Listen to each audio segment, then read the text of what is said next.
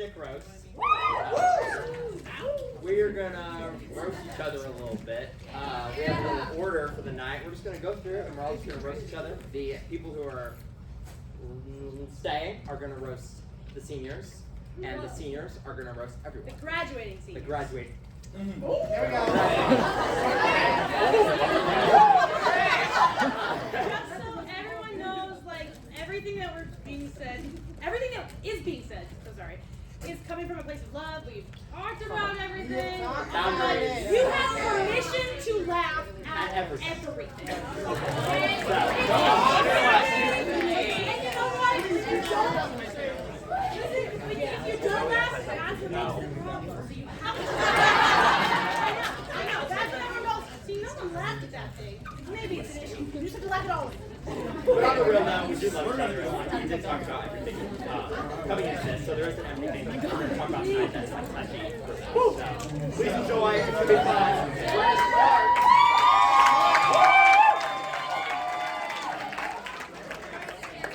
Crybaby Brea.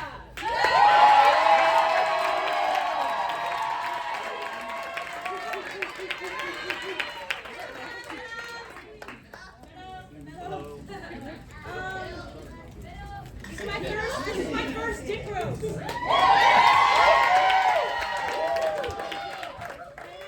like I'm gonna shit myself out of fear.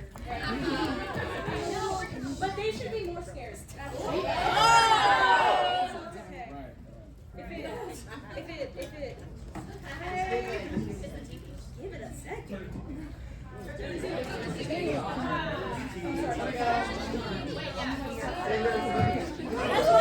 I'm so sorry. I'm sorry. It's the TV.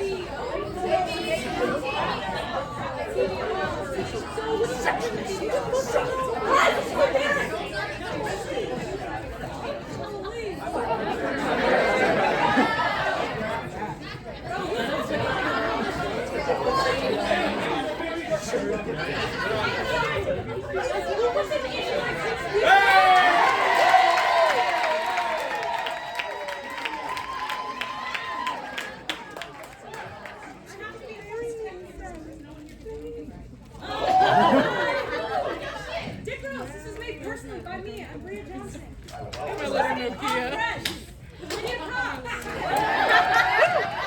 Probably gonna hear that a couple times. Starting right. It just says leave. I thought about a lot of things that I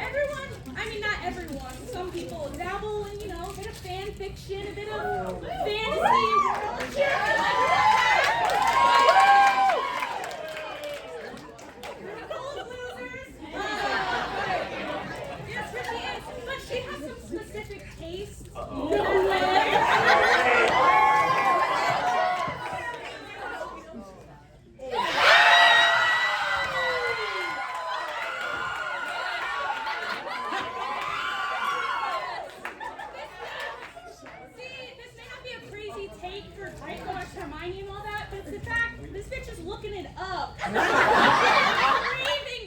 Craving it, itching, reading 100K fics at night. But if you also take a closer look, there's a specific search in the bar. Draco X Hermione smut?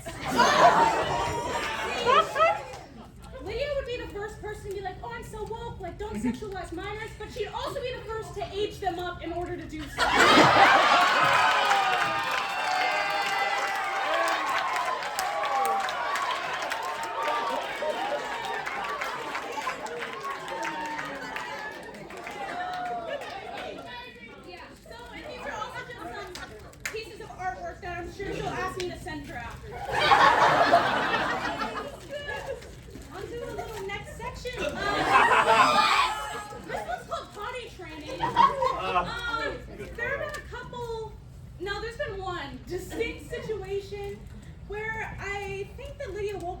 She had a crime scene on her hands. And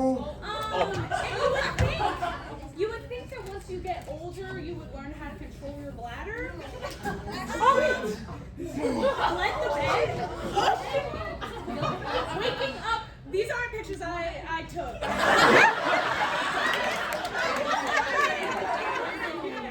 But I will say, if I woke up one morning and I walked to the mirror, I'm like, oh, I had a good sleep, and I had blood all over me, and I think I killed someone in my sleep.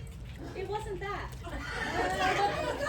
So maybe we're an extra heavy pad next time.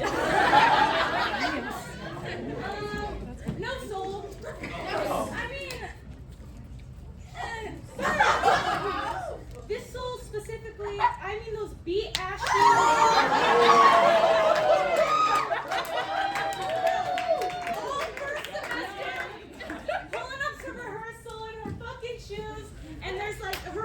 touching the concrete. And so it was a glorious day when she finally showed up and they were white and her feet weren't cold anymore. Should we get a round of applause for her feet?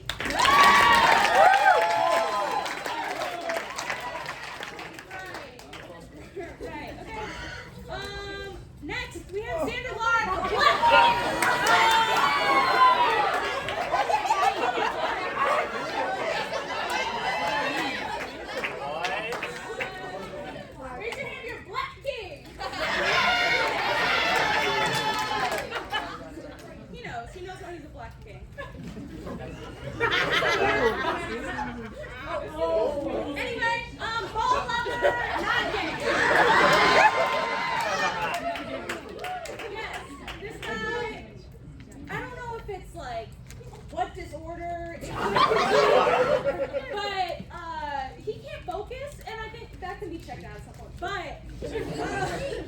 Yes, he comes to rehearsal and it's always a struggle when he's there because it's like trying to get a toddler to like focus at carpet time. And so he refuses to focus on rehearsal and instead he plays with balls. Every time he gets here, he's either got a spike ball net and a ball. If you caught him in the lobby playing with balls, he goes in that closet back there, takes out a ball. But he has to like peer pressure everyone else to do it. It's like, bro, like, and he can't even play by himself even though no one wants to play with him. That's his theme. This week, Frogger. Oh my god. Oh guy. He has webbed feet. That's a real photo. It's not a picture of Zander's feet though. It's not his feet. Yeah. I don't even know if there's a lot more sand there. Like that's pretty bad. Is there no way to fix that? I'm confused that it wasn't like. Alright, this is my cute little intermission. Nathan and your son.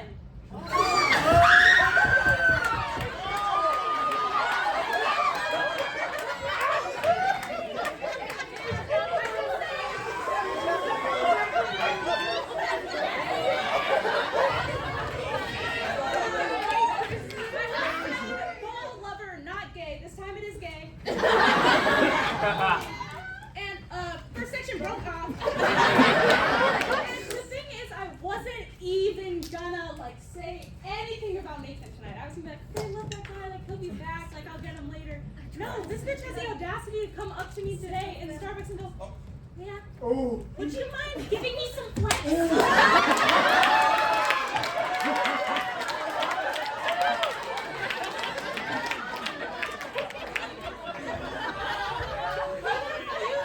Refuses to talk to me outside of Dicc unless he wants money. I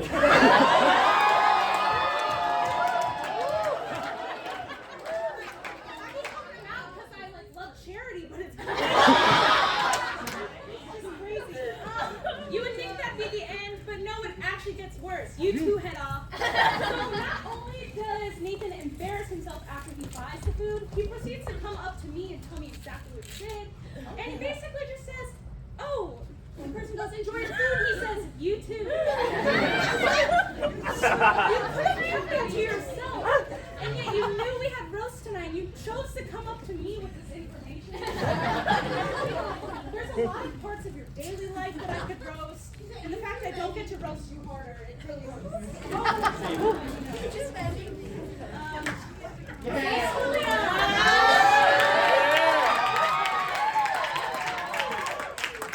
I tried to make a plankton meme, but then I was like, I don't even like hair enough. I wasn't there. I doubt it was great. Okay, nonchalant dread.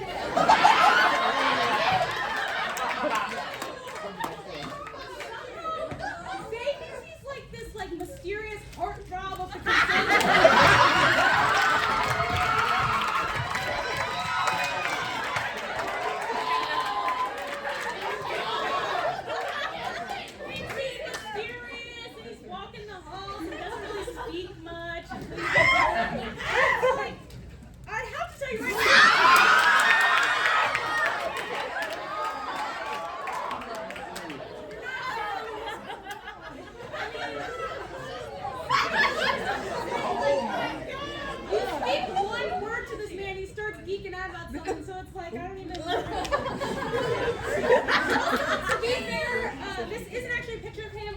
If you thought it was, that's your own racist issue.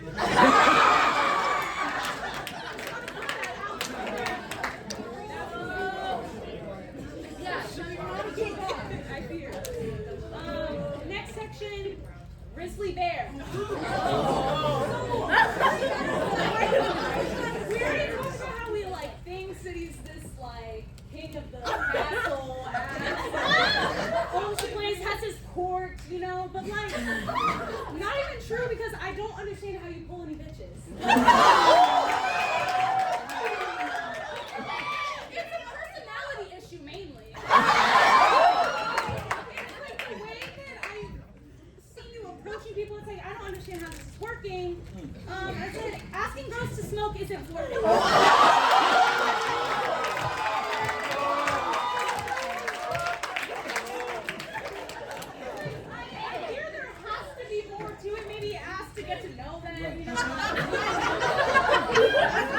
If you actually cared,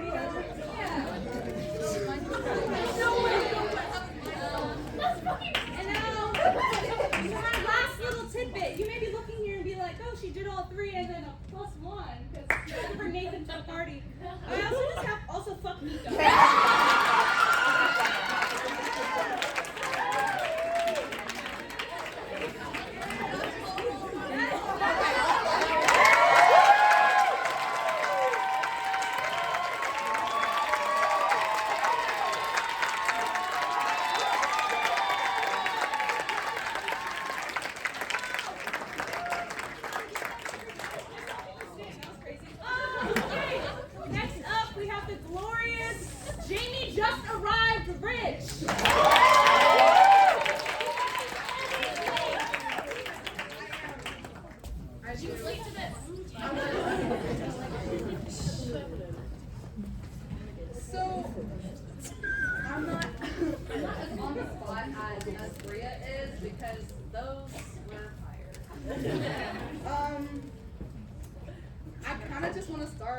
This by saying that you roast the people you love. But I actually hate all of you. I'm playing. So I don't have a slideshow, so it won't be as like visually entertaining. But we're going to start with Zander Card. Right? I don't know how they would be sitting. So I would have gone in line. Now, when I first met Zander, I thought, who is this twink? That's popping on an ice cup from Rose. I'm pretty sure he might have brought one today, which just further proves my point, right? But as I get to know him better, he's not just a twink popping on a cup of ice from Rose all the time. He's a weirdo. He's not a twink. Like 9 times out of 10, he'll have a bev. And then 7 times out of 10, it would be a vanilla shake from Baskin Robbins. He's got ADHD so bad, he'll start a sentence about pizza and end up talking about like economic collapses. 2008. Focus level somewhere between squirrel on espresso, so that's like double, right? And then I have a couple lists. Cracked out toddler at Chuck E. Cheese. Down, right? And let's be real, okay? His bedroom door says fart zone. You have been to his apartment, but it's literally on the outside and not the inside. So like, it's shamelessly known that he's a 12-year-old, right? That's true. But nonetheless, the outside, it's the inside that matters, right? That's already a hazard. That room probably smells like expired Walmart cologne and like and broken trees. It's like puberty never left. Just set up like a camp and turned into a lifestyle brand. As for emotional depth, Zander processes grief the same way he processes a BuzzFeed quiz. You know, like panic, deflect, make a fart joke. You know, respect your dad. Oh, I lost my place. Oh. But Zander handles trauma like it's a prop in a TikTok skit. Or he starts dating a lesbian.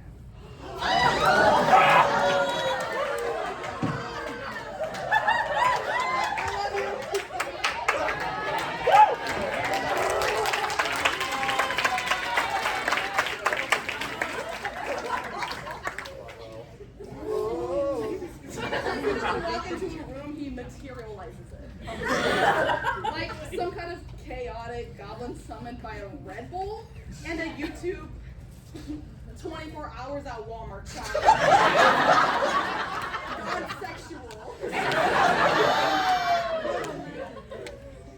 To invite Zander to hang out, he just appears. Like mold.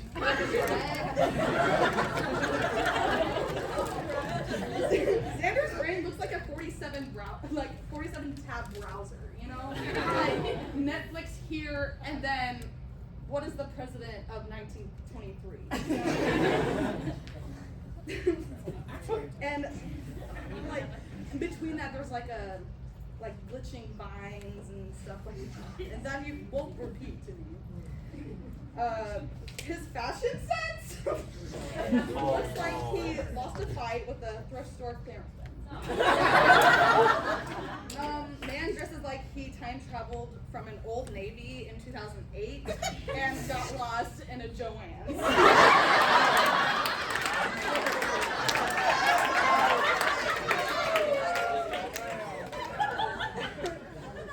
Okay.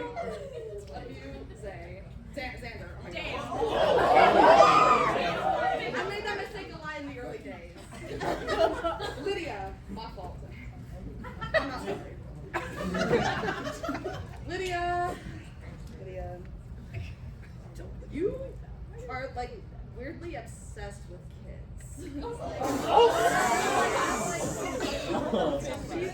But like you like probably rank your like friendships based on how much we resemble preschool.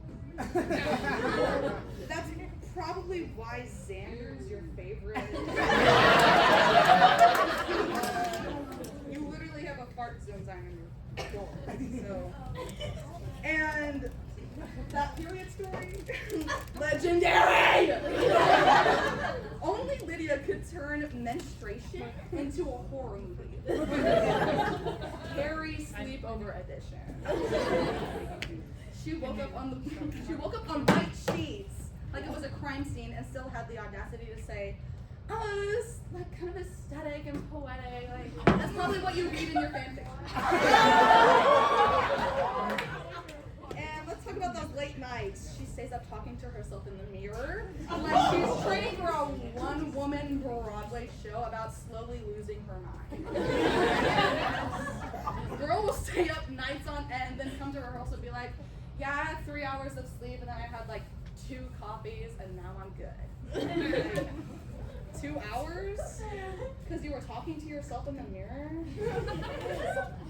Okay. Girl's reflection deserves a restraining order.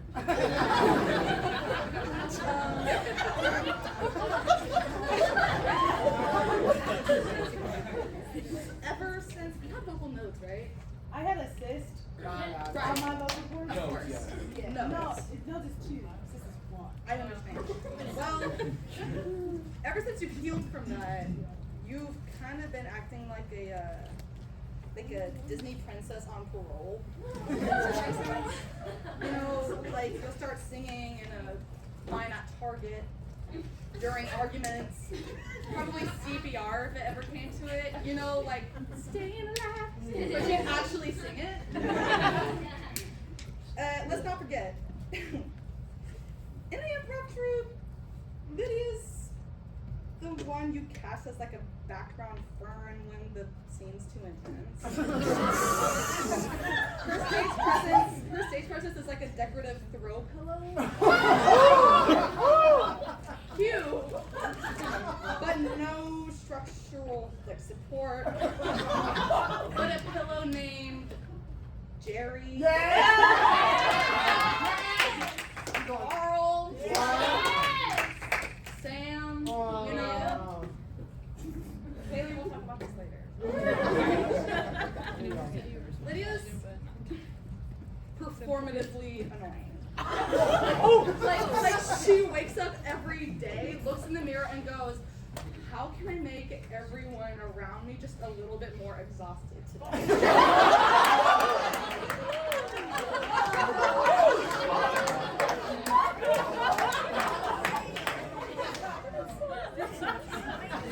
She's the human equivalent of the group chat that never goes silent.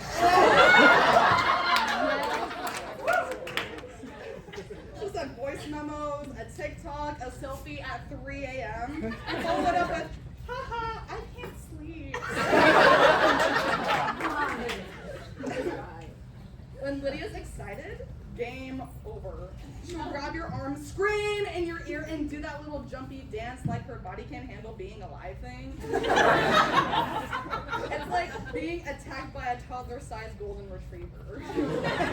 Or like a husky, you know?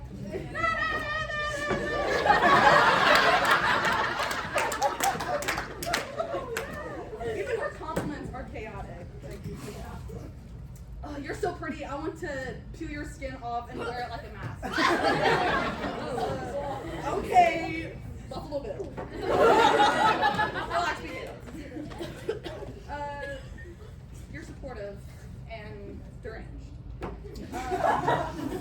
I won't touch on the fan fiction thing because I already knew that Brea would stump you on it, so we're just gonna move on past that.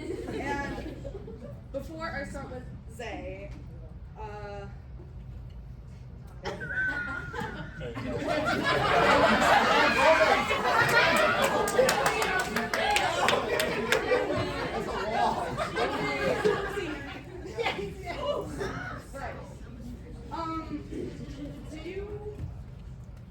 Do you always wear your pants like that? To like constantly show what's going on?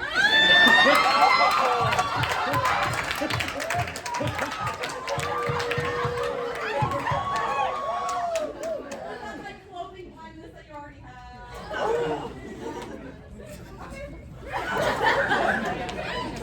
Anyways, yeah.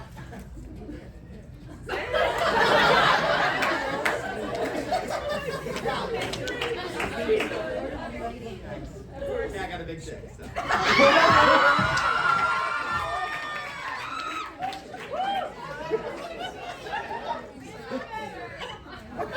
just gonna double down on how weird you are, bro. Like, you would think after, so you've lived here all your life, correct? Correct. 22 years. Correct. So, you would think after 22 years of living in Cape Girardeau that he would have time to break out of his little shell, but this motherfucker is still so fucking ominous, bro. Like, and odd. Zay is so quiet and mysterious, I'm still not convinced he's just a ghost from Cape who never left. Held in purgatory by all the women he's never failed to weird out.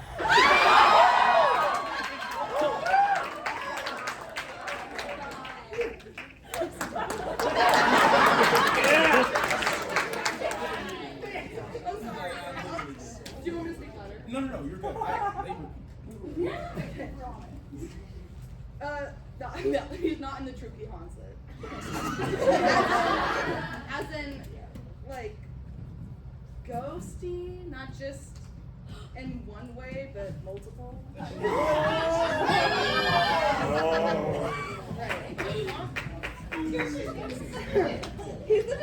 He's lived in this town his whole life.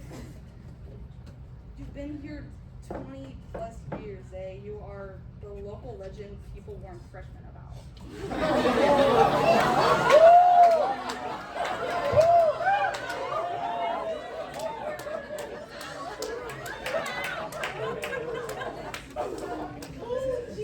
This was in a recent rehearsal, but Zay was watching a NBA basketball game during one of our rehearsals as we were, I think, setting up for this or like a couple rehearsals ago.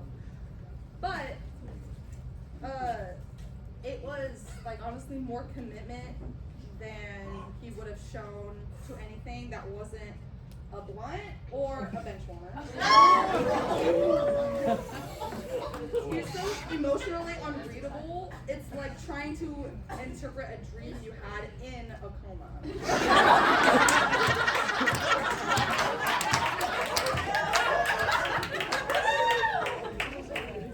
Zay could be having the best day of his life or plotting your murder. Until it's already too late. And you know he's freaky. Always having.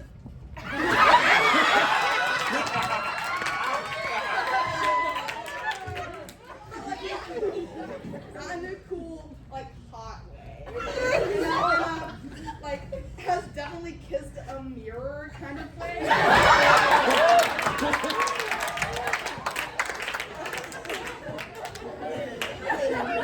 He's practiced seduction on a houseplant just to get the right timing. I'm not sure if he wants to like make out or summon a spirit. He works like a cryptic crossword puzzle. He'll compliment you, but in riddles.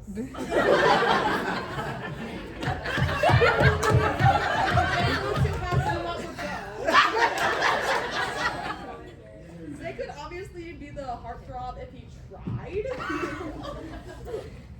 If he did, he might get some bitches. But his game is ass.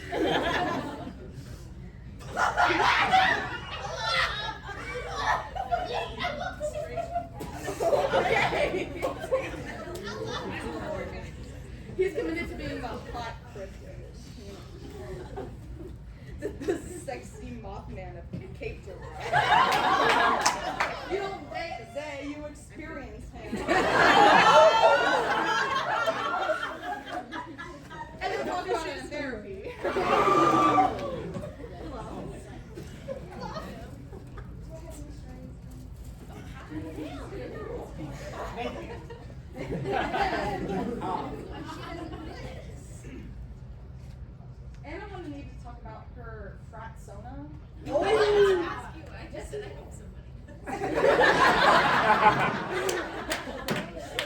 Right before this, I have my hair right. Right before this, she came up to me, kind of like leaned back like this.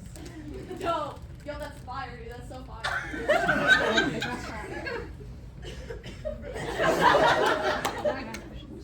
What crack is your hair? Sigma with a ball. That's all I got.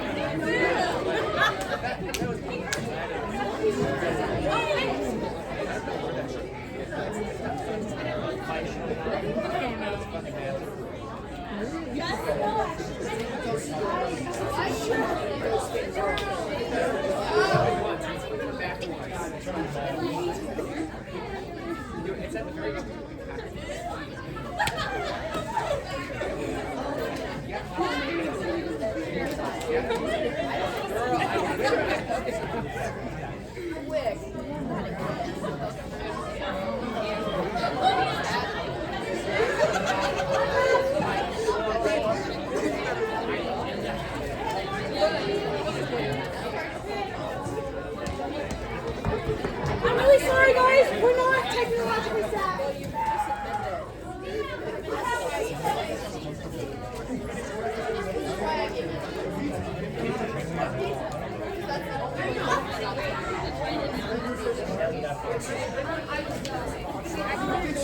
I'm really sorry, everyone. We're not a technologically savvy people.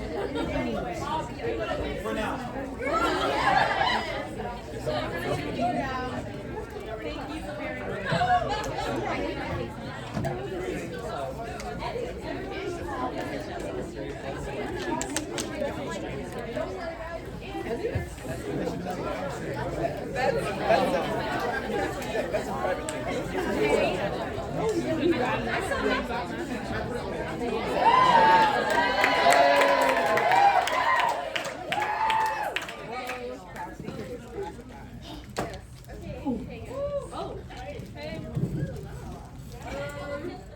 So, I make starter packs. Yes. So, let's. We're gonna go with Lydia first. Yeah, that's your senior photos. Good for you. Okay. Adderall. That's all for that one. Dry mouth mint. Obviously, when you never stop talking, you're keeping a little bit of moisture in your mouth because like drinking water isn't enough. You can't like keep talking while you're drinking it. So, but thankfully she will stop for a second to drink some white wine. It's very interesting and entertaining to see Lydia wine drunk. She goes off on these like unpredictable tangents. Like one time she was telling people like, please don't have sex with my dad. Nobody wants that. Like, so, please, so why did you put that idea in somebody's head? Like, oh my God.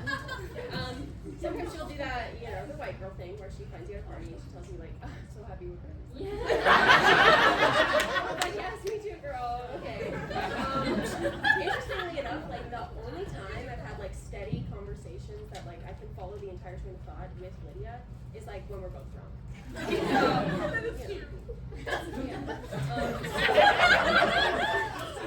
I think alcohol turns off her ADHD just a little bit.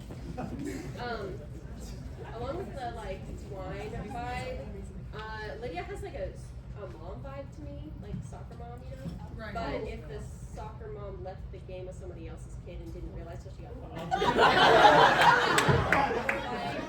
it's her turn to bring a healthy snack for the kids at the game, and then she shows up and it's half eaten because she forgot to have lunch. You know? Like, that's her vibe. She's always in a quarter dip, and then she gets in a fight with the refs. One thing I love about Lydia is like her sweet, kind, like peaceful, demure, inviting energy. Like she never loses her temper. Never. She never lets her emotions get she has like this soft tone and doesn't let trivial things get under her skin ever. And I love that about her. And along with that is her very relaxed.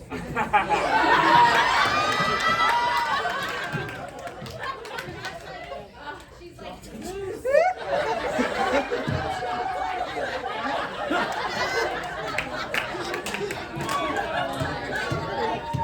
Like just loose and free from head to toe. It's like every time I see her, it's like she just got back from like a full body massage. I'm like, wow.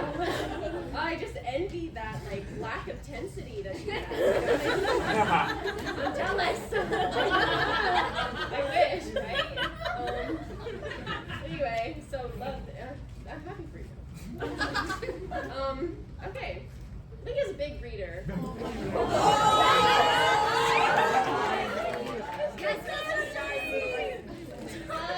Specifically anything in the Draco Malfoy or Pride and Prejudice realm. And then after, this is true, after she finishes a fanfic, she goes into her bathroom. In the late hours of the night, she talks to herself in the mirror for a long time. And then, this is just so cute. Okay.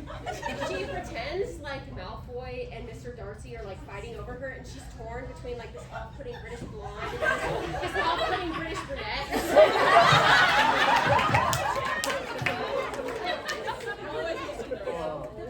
It's great. But honestly, maybe Lydia, maybe the right man for you is just somebody who doesn't pee the bed.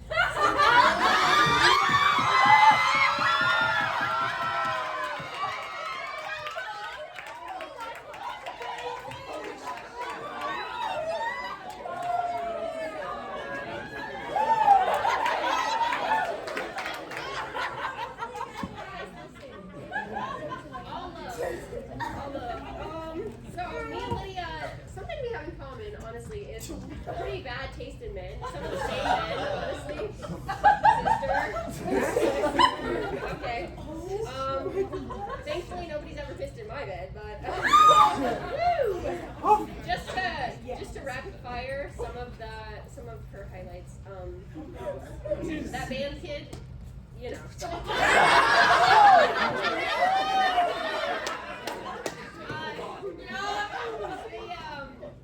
Everybody's like freshman year canon event of being ghosted. Okay, you know. Losing her virginity to a frat guy. It happens. Tea house sleepovers? That's awesome. And lastly, entering your man-hating era. So congratulations, your frontal lobe has developed.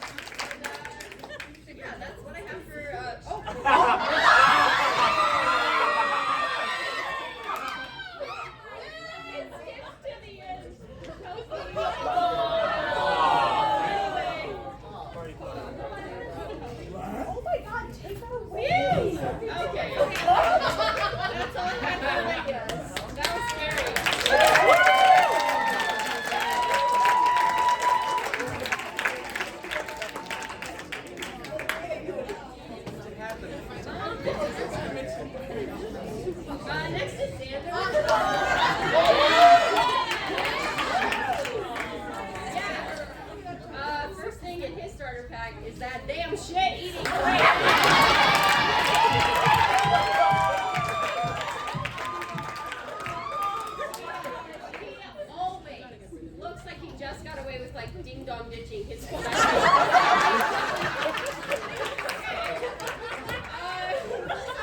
somehow he'd rope you into egging somebody's house, and then when you guys get caught, he'd be like, it wasn't me, I'm innocent. You know, you take all the blame. Next thing you know, you're getting dragged away in handcuffs, and he's like doing double tours in the yard. Meanwhile, if they just fucking opened his damn fanny pack, they'd see the eggs. So, yeah, there's that man purse.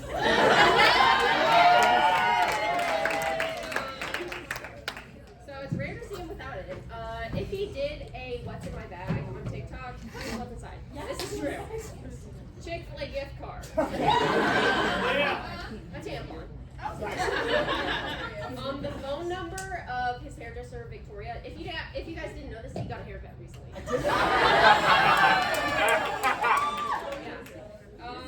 Also in his bag, there's a butt plug, and then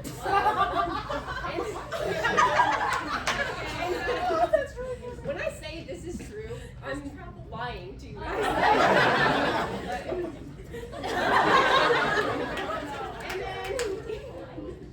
And then some fidget toys, obviously. Yeah. Fidget toys. If he doesn't have one with him, be careful. You gotta keep an eye on him because he starts to dissociate. And once he's staring with his mouth open, and then he starts to drool. He's a goner. You can't. And then, okay, just take note of this because whoever's watching him tonight, Caroline, make sure he has a fidget toy, and he's not allowed to have sugar after 9. Just make sure he has that. Okay, so on the note of Zander staring with his mouth open. I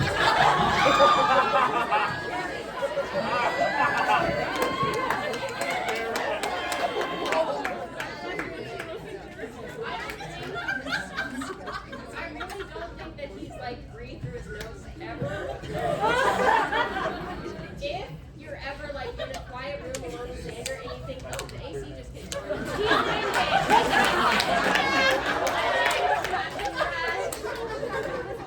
Let him catch his breath.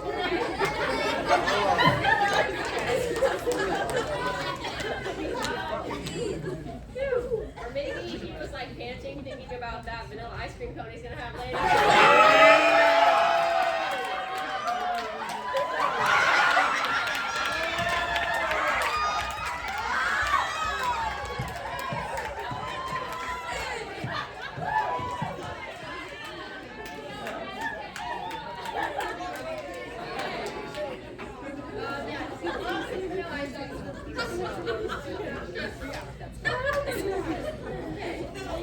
The next item in his starter pack is his daddy issues.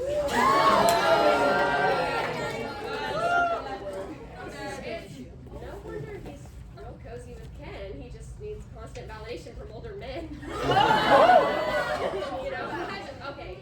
Honestly, on a real note, have you guys ever noticed that, like, to Tim's classes, he'll wear a really low-cut shirt and then really short shorts? I see what you're trying to do. Okay. But on the topic of Zander's fashion, he loves those pants with an elastic waistband.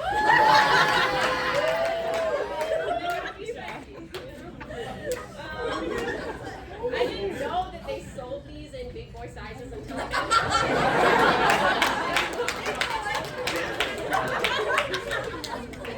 Okay. But Zander went to a private Catholic school. Those shoes, he didn't have to wear those, but he did. All 4 years. So,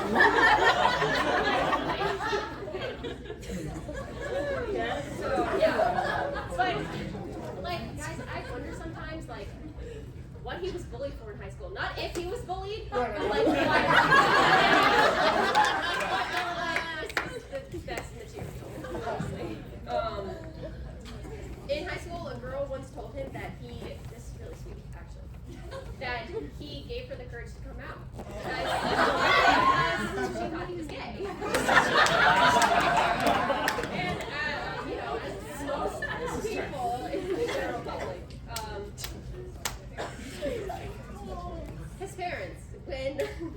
when he was a young boy, wanted to paint his room a very particular way.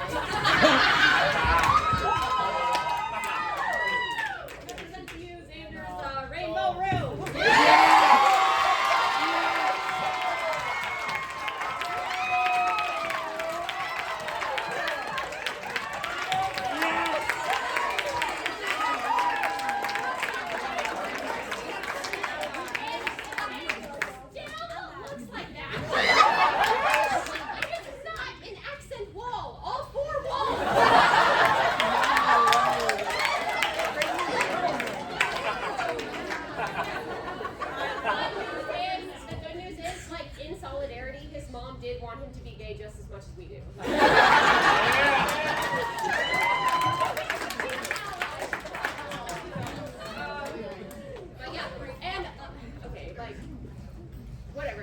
Gay joke. But one man that, you know, okay, here's his starter pack. One man that I just have a sneaking suspicion that Zander has had his eye on is very near. I'm going to tell you guys a little story. So we recently went to a festival in Mississippi.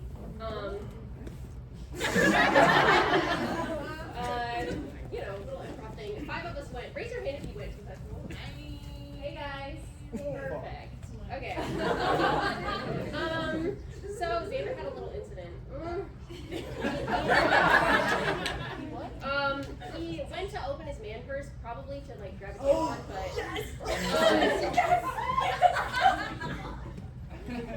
a condom cup. We were in public, guys. And immediately he scrambled, and then we were all like, "Oh no, help him!" And then he ran over, and 15 more condoms fell out. And listen, he cleaned it up. It was nonchalant. The scariest part of that story, guys, he was sharing a bed with Zay Williams.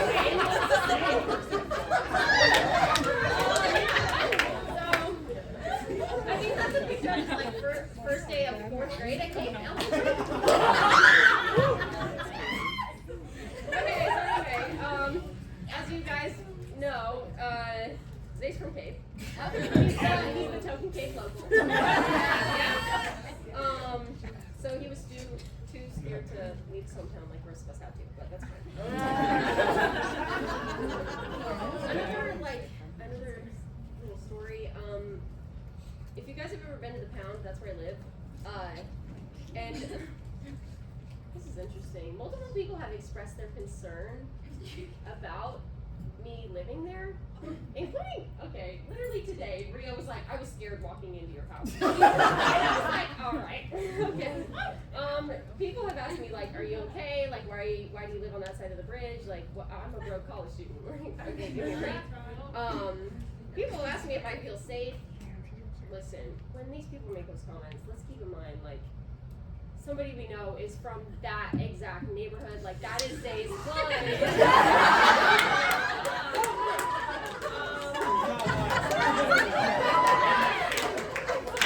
If you disrespect me and my housemates like you're disrespecting a brother.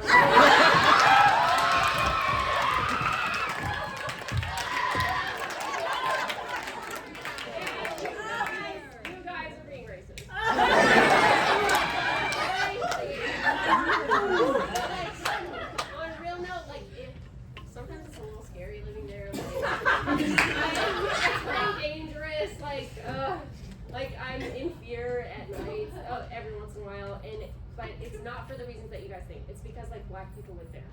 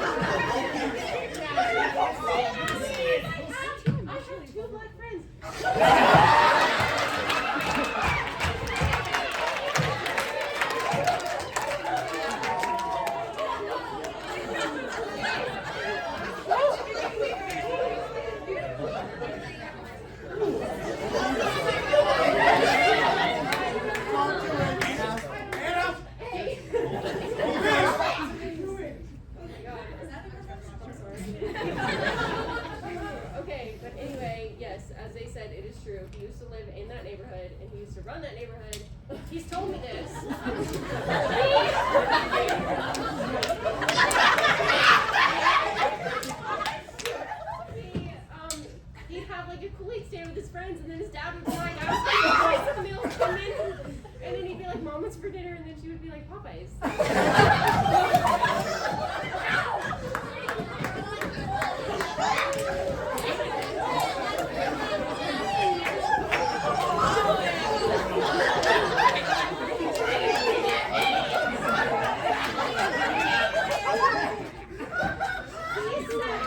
He said we could do jokes about that.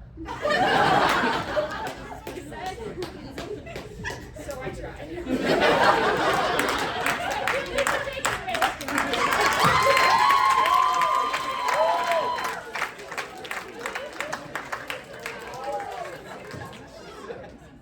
That was the scariest thing I've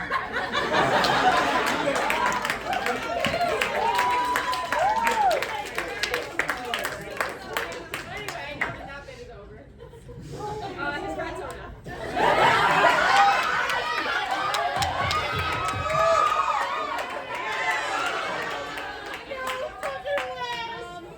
That's a real picture, by the way, of like a snapback he was taking. Like that's not photoshopped at all. Presumably he might be on his third or fourth try. But yeah. Remember he said that too. So Zay was in a frat for like one semester or 1 year. 1 year. Yes, he was in Dicc but yeah, he's not anymore. But he still never like fully recovered. He still looks like he'd see you at a party and be like, "Are you a freshman?" Like,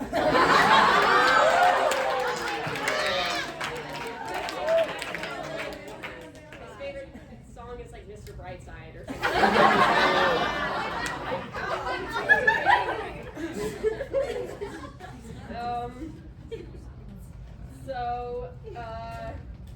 Okay.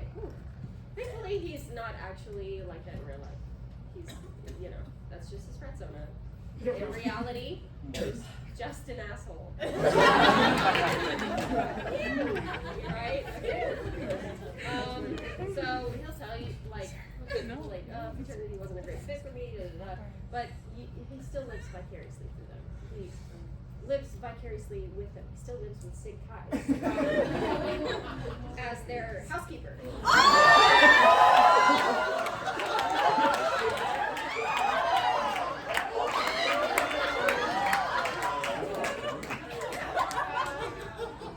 They let him stick around. Isn't that nice? But okay. Phew, okay. Truthfully, he's always had like a little bit of frat in him though. Like, I think like it didn't start in Sig Kai. It started when he was a lot younger. I'm gonna show you guys. Some like photos of like what he looked like versus what he was commenting on Instagram.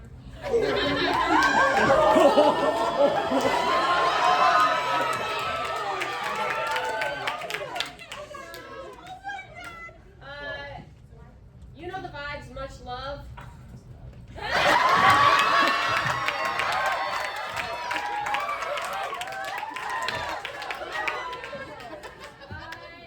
So icy.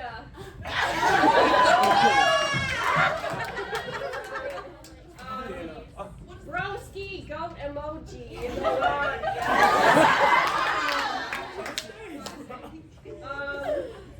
Gang.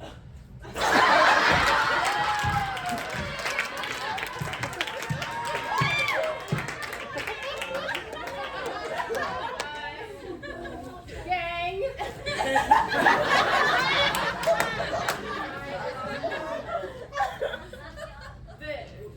The emoji.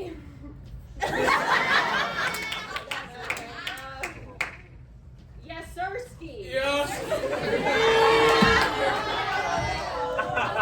That looks way too recent. And then, no cap.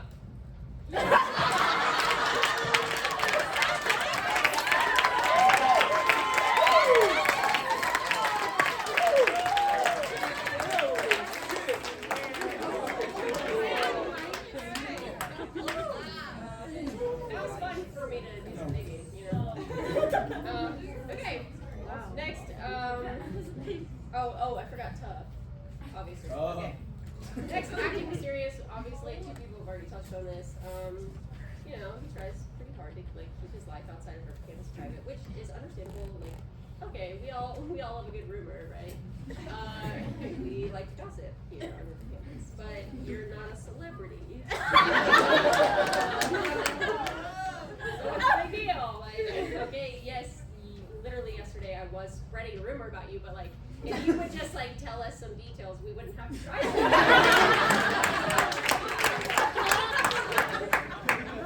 I'm just kidding. I didn't spread a rumor about him. That was last week. So, recently, Zay took up the hobby of being basic as fuck, and he got into photography. Follow films by Zay, guys. Hey. And that's his starter pack.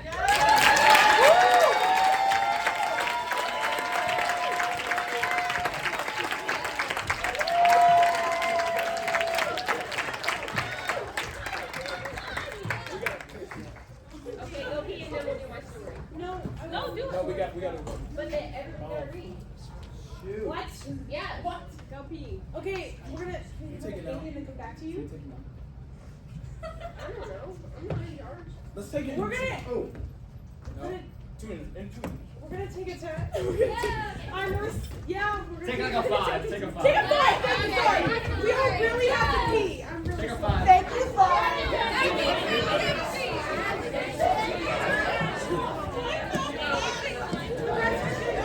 fast.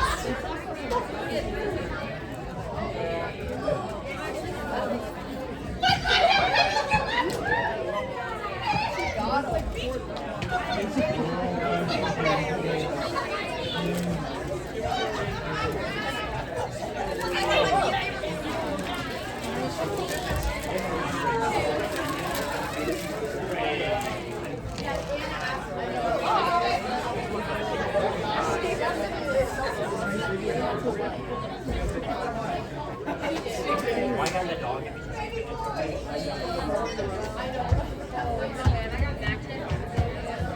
I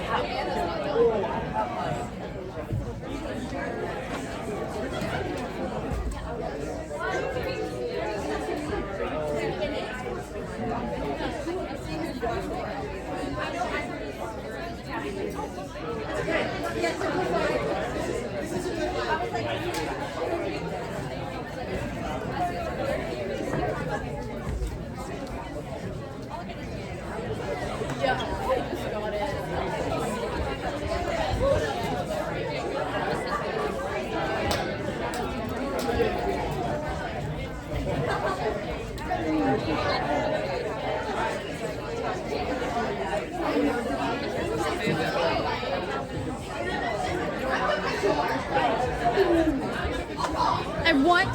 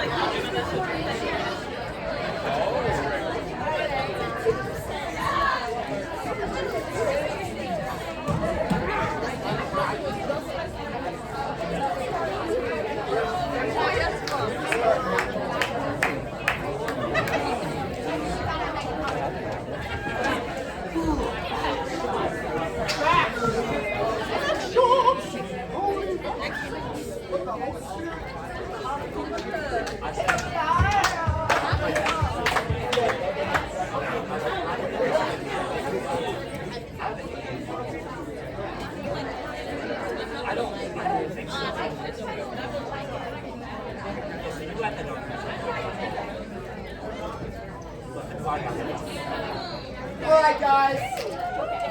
We're going to begin again here.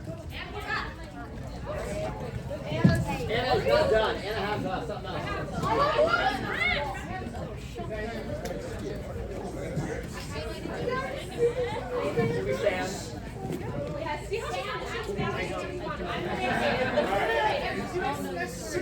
Okay.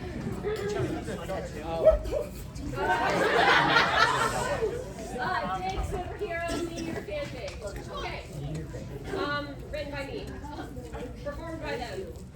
In the halls of dramatically incorrect super high school, 3 seniors rule the school. Zander, Brea Johnson, Zay Johnson, and Lydia Cox. Despite her phallic last name, she rose to the top with these 2 seniors after proving to them her powers were worthy. She can put anyone to sleep just by talking, and has never lost a staring contest. Zander has autism, the coolest power of all.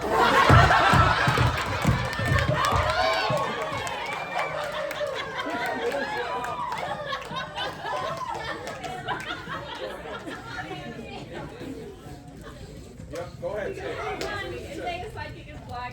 Just kidding! Grace turns into a talking turtle. Steady wins the race. Now, in the last week of their senior year, they have made it their mission to save the weaklings of the lower classes. There's Miko, whose hair grows 12 times faster than the average person and can knock anyone out with protein bars. Haley, who chronically humps to exhaustion. Nathan, who got held back.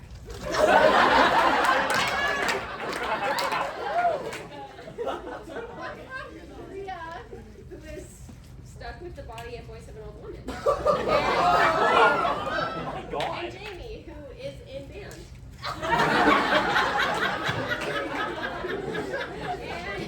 And class pet mouse Anna, of course. So the bell rings and the weaklings scramble to homeroom. Meanwhile, in the halls, nonchalantly. Okay, team. Last week of senior year. I'm gonna miss this joint. Yeah, we ruled these halls. I think we should train a few underclassmen this week to take over for us. That's a great idea. Please call me by my hero name. Of course. Sorry, Quickie. As I was saying, we need to pick some of the strangest people at this school.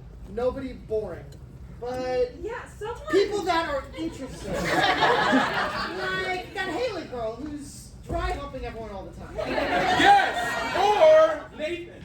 Who? Nathan. Nathan. Nathan. Ah, who got help back? Yes. Who got help back? Yeah. Of course. With our combined power, the 3 of us can train a group of misfits to rule this place next year. I'm in. Lydia?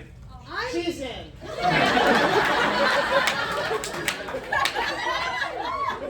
put their hands together and grin. Phase 1, find the misfits. They see them all sitting together in the cafeteria in a lonely corner. A very drab and smelly corner. A corner that everyone else avoids. Everyone else's eyes in the cafeteria follow Zander, Zay, and Lydia as they strut to the corner. Watch this. Hey, dickheads! The misfits scream in fear, thinking they're about to get bullied. They all hide behind Nathan, thinking since he's their age, he can defend them.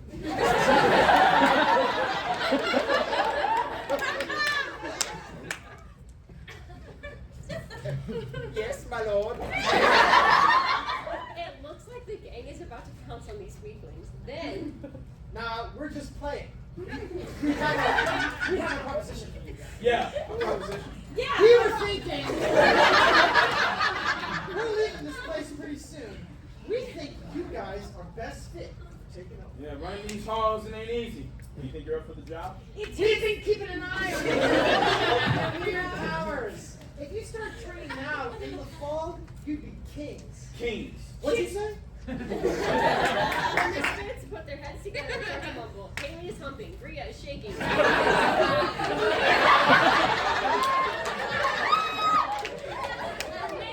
fell asleep. Miko's hair just grew an inch. Jayme's playing a mellophone. It's complete chaos. The seniors start to worry. What if they chose the wrong group of kids? No. They can trust their judgment. They wait. is almost over. We're in! Everyone cheers! The student training begins. Okay, listen up, kids. First order of business. When you run this town, what the teacher says doesn't mean shit. They say no running in the halls, psh, you run faster. They say if you have time to class, show up 10 minutes later. They tell you the class is starting out this weekend? No, it isn't.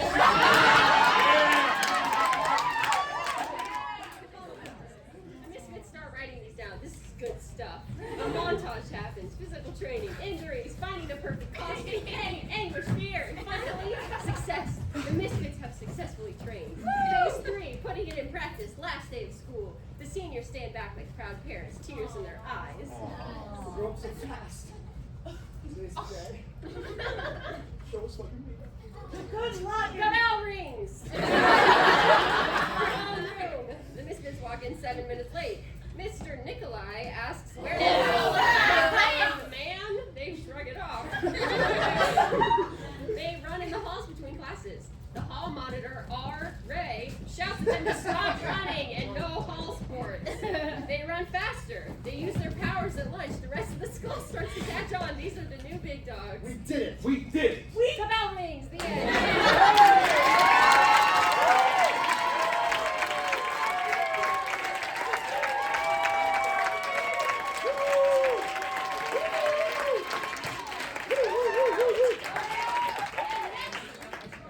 The one and only horn dog Haley.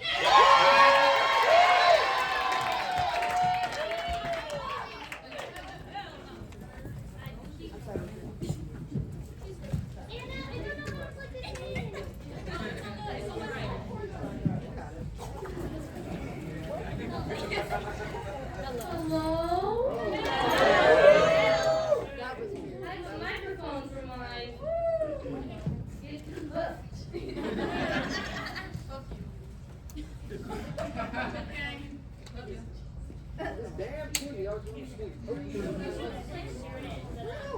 So I'm gonna try to go really fast through mine. Mine unfortunately has like quite a few videos and pictures, so we're just gonna like try to really speed through it.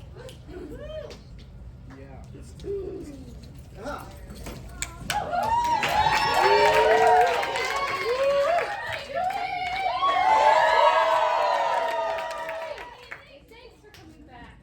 After intermission, I am so glad it is finally my turn hosting the 2025 Dicc Roast. Let's get started, shall we? Zay, will you give me a warm-up beat? No. I actually got it covered.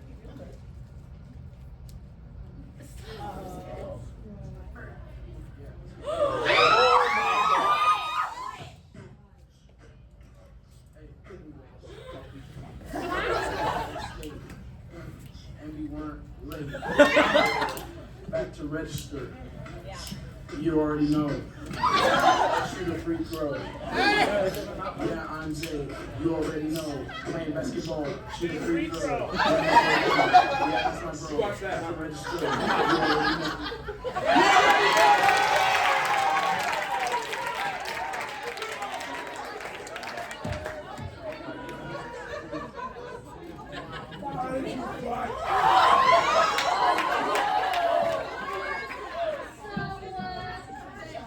Kind of weird you were the only one rapping in that video, but hey, at least it got you ready for all those sing-its, but it did not prepare you for all that character work you have to do in improv.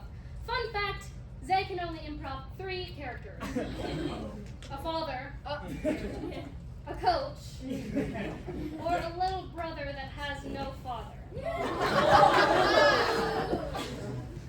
Another fun fact, when Zay is not paying attention, he gets this like child's glaze over his eyes. He's like our little cuckoo melon baby, except for he's watching football on his phone during rehearsal. Instead of watching JJ on his iPad. The conservatory has a huge misconception, as we've discussed, about Zay. They think he's mysterious, but really he pretends to be cool, but actually he's like a wannabe loser. I feel like Zay's arms are too stiff. Like his elbows are always bent. Zay, you been hitting the gym? I can't tell. Maybe listening to the Big Booty Mix will help you.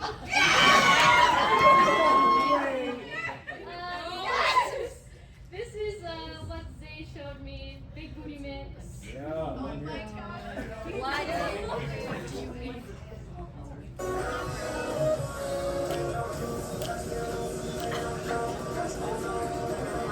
Anyway, Zay, it really worked for me. I hope it works for you.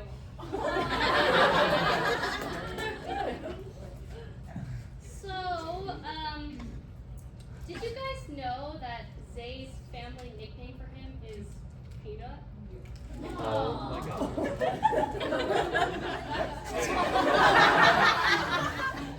I don't know, but that screams cool guy to me. And like, I'm fucking serious, guys. That's my right to use and my right only. Isn't that right, Peanut?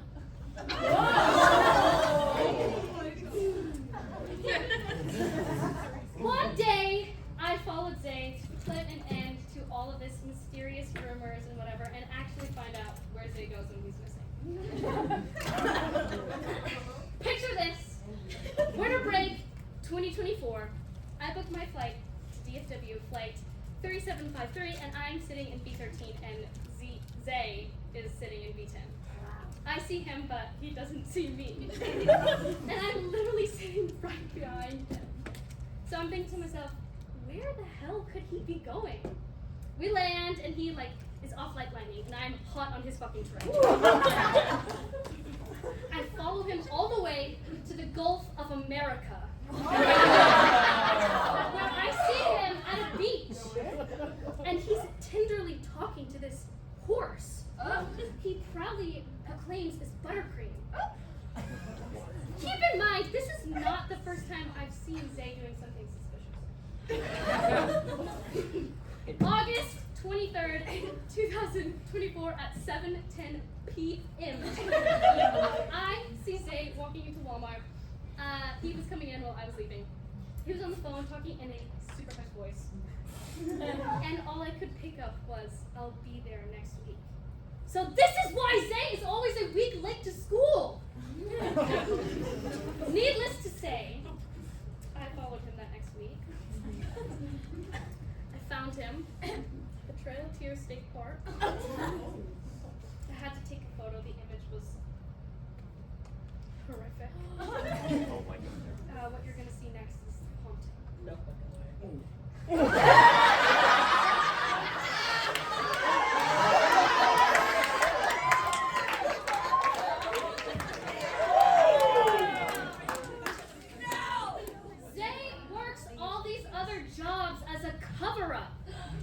He works Kate Flash, Peace, Love, Sedona.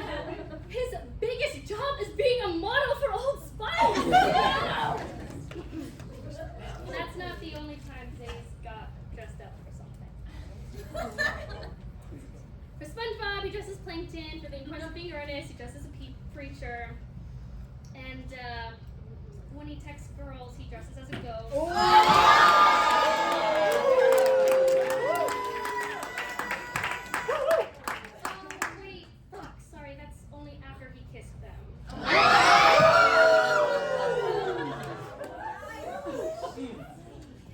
Did you know Lydia made out with Zay? At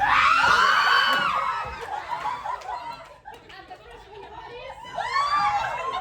Because, man, I sure did.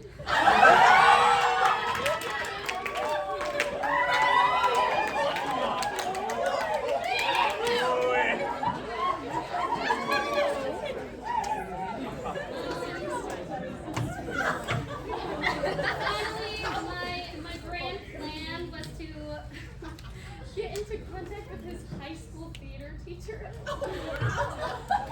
which I actually did, as you can see here. We've been emailing this past week, And her plan for me was gonna take like videos, but she kind of fell through. However, she did say he used to play a black Nazi, so that's suspicious as fuck.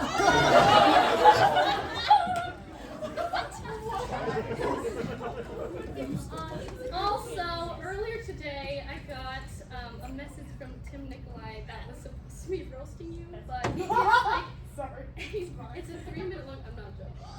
It's a 3-minute long video, like, basically proclaiming his love to us. So, yeah, that was it.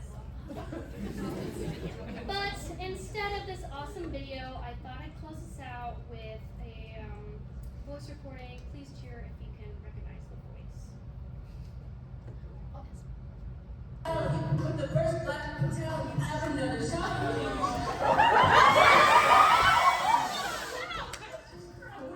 But the situation is wrong. Gotta be careful they talk. If they talk, they're gonna get shot.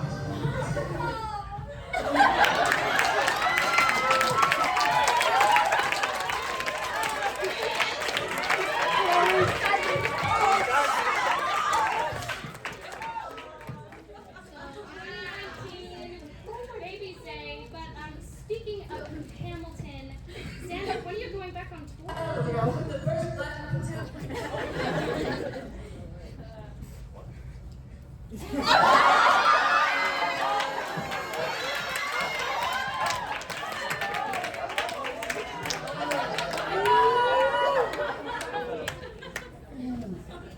Oh, also, this is me and Zander.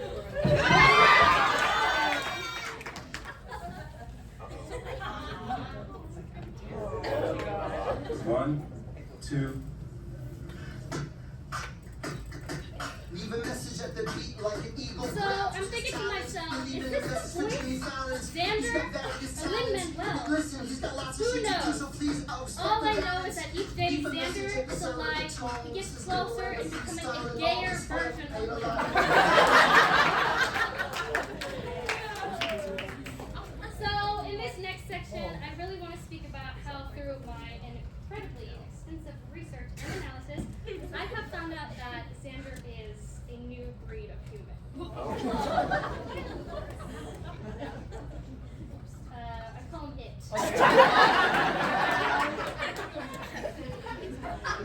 Let's take a look at some of his animalistic qualities. Off the bat, I'm going to point out his tendency to also hump like me. Oh my god.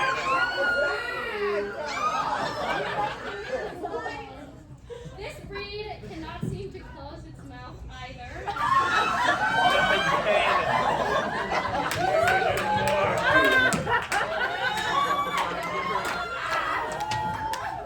Also, you can find it climbing various trees when it steps outside. You can also find it farting if it doesn't have its squatty potty. Its laugh is normally accompanied by unusual spasms.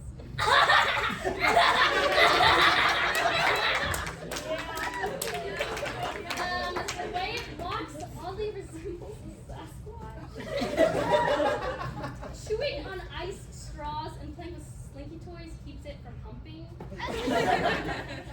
I also found it to be really water repellent without its hair. Oh my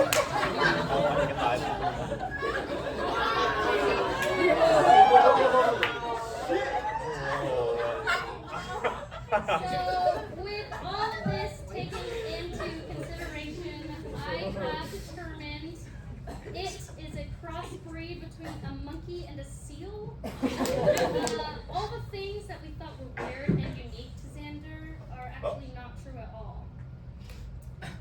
There's actually hundreds of other critters like Zander, but they actually know when to stop joking and talk about something serious.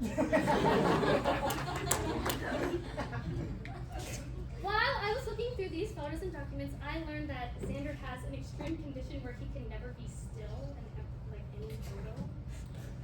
And it honestly reminded me of every child I have ever tried to take a photo of. This section is called the man-child. Zander is literally so over-competitive with games, he can over-explain the rules to a game that has no rules. For instance, a game like charades. Believe it or not, Zander actually created the game. And you will be notified if your technique is not up to par.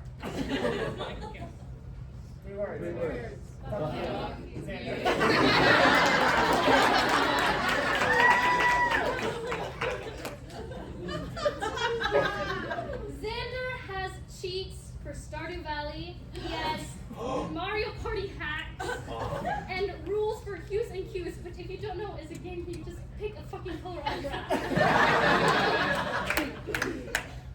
Xander and I went to go see the Minecraft movie together, and I can officially say he only cried once. I'm actually really impressed with him. Good job, buddy. So I was on the phone with his mom, Joanne, the other day for this roast, and I asked her to send me a childhood video of Xander.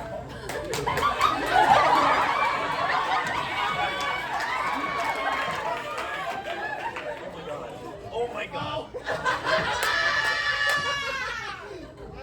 To these people, and it's been good. I enjoyed it. Next question on this left side.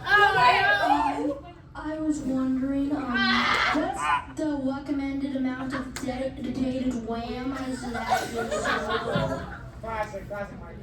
So, I just wanted to say how brave it was for you to speak at Minecon. You should have mentioned how much time you spent on organizing your shoulder boxes. It's okay. Don't be sad, and please don't pull the usual pouty face. It won't work this time, buddy.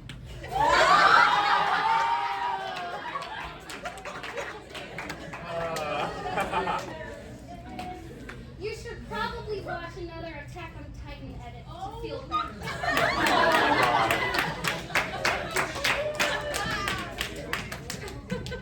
Xander's life force depends on cringe culture.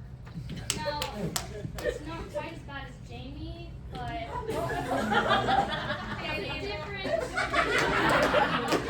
it's a different kind of dependence. It's bad enough for his therapist to tell me he couldn't say anything serious, he just derped the whole time.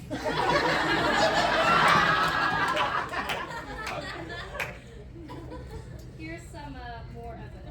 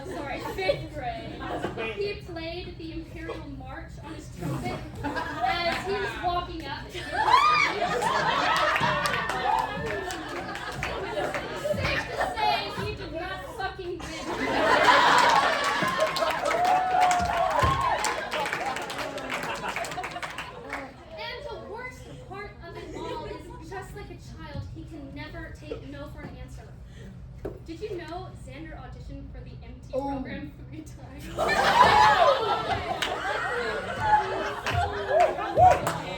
Just because you can take no for an answer. You're still not an MT. That's probably because he didn't have a dad around to tell him no.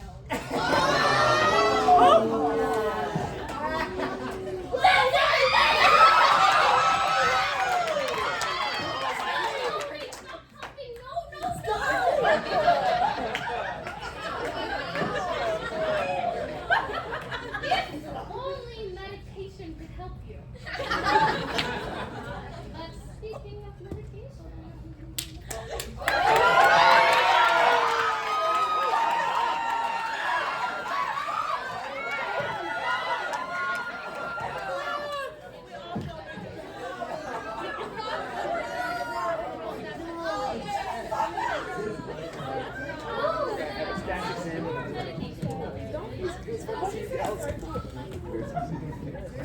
I don't know. I don't see much of a difference. But should I play Nathan's ASMR video to calm you down?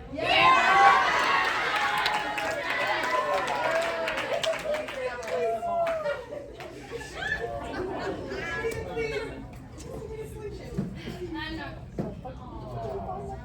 One word I would never use to describe Lydia is funny. A word that I would use is clinically insane.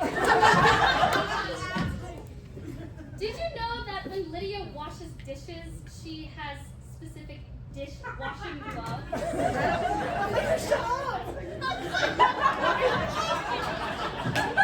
If you're trying to be a housewife for Mr. Darcy, that is not fucking acceptable. Lydia's alarm will blast red dress on for hours, but she only leaves it on to feel something. I could be faced away from Lydia while she's watching a video with her AirPods in. She would laugh, apologize, and then explain to me exactly what made her. And I would still be facing the fucking wall. The only ones who can stomach her talking is the babies she babysits. Otherwise, she's talking to me. This is Lydia. And this song is what comes out when she speaks. But what also comes out of her mouth is the fucking gum she takes out. Not cool. Lydia always talks about the big orgy she has with her roommates. We all know you don't have enough game for that. I actually got her roommates to send me some voice memos. Oh my god. To say how they really feel about her. Oh no.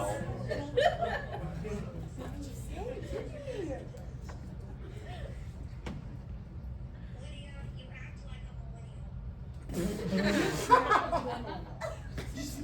You act like a millennial, Lydia. This one's from Jody.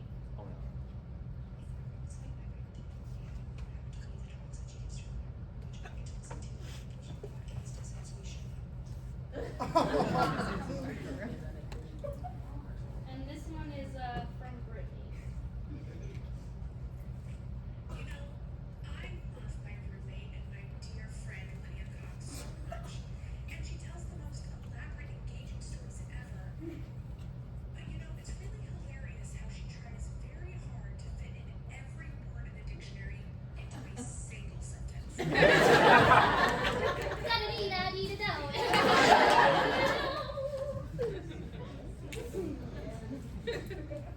And why does Lydia look like she has a dog filter on all the time? But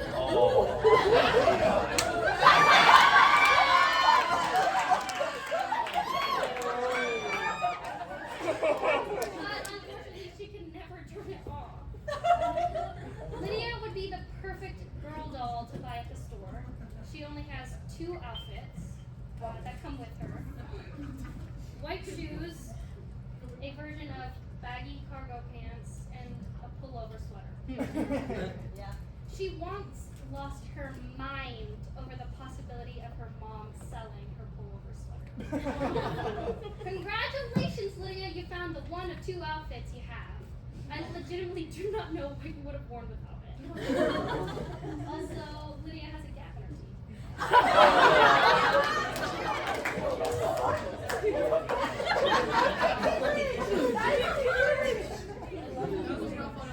By now, at your local American Girl doll location.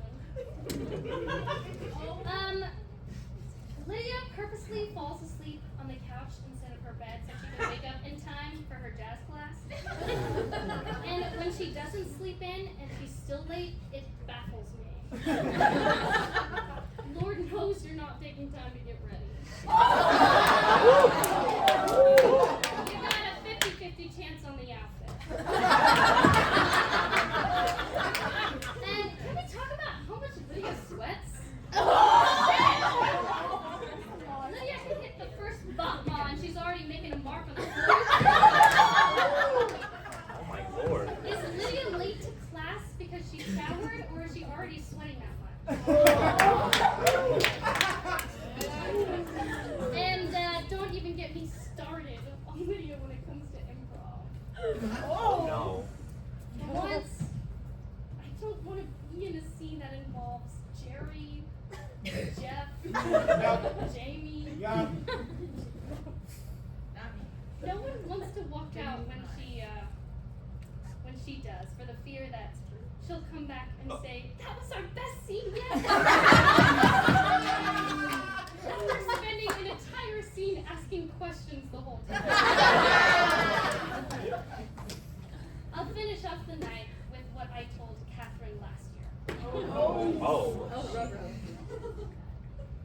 You're not funny. Period. I thought the president of Dicc had to be funny, but you've proven you don't have to be. Guess history never changes.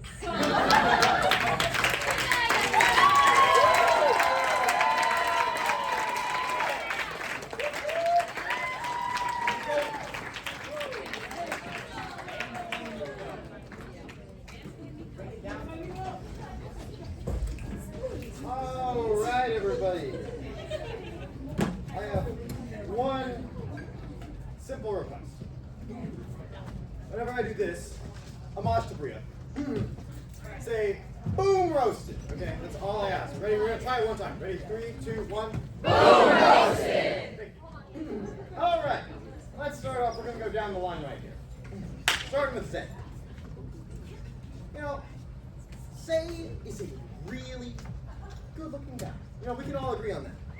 You know, so good-looking that Tim Nikolai has to call him out for the entire auditioning class. Like, such a good-looking guy that Tim Nikolai casted him to be pantsless in the bidet.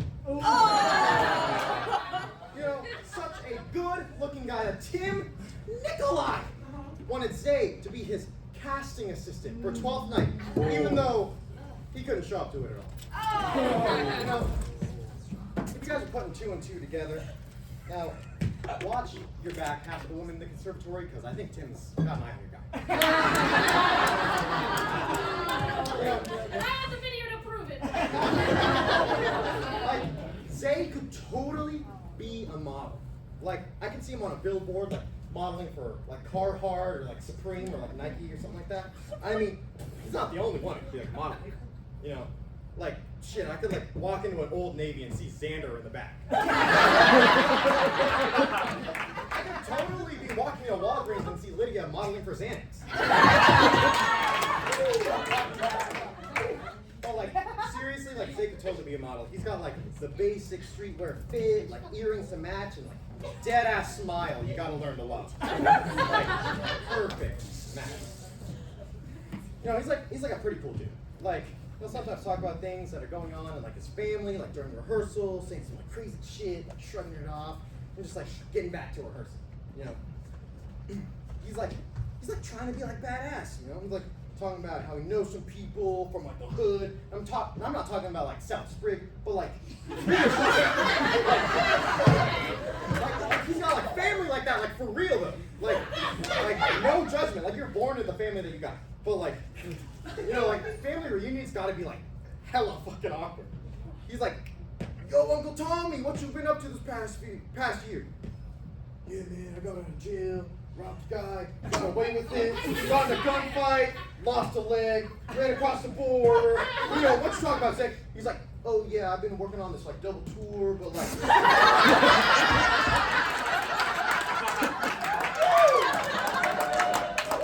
That landing just like ain't right, man. Like I got this dance recital next week, and I've been trying. He's like fighting for his life in the family group chat. Zay's not the token black guy, but like, oh, he's trying. Like, really. And like, some would say fortunately, and others would like tell the truth, but like we also got Brea, and like Brea doesn't really count because like she got like her K-pop and like anime cringe shit going on.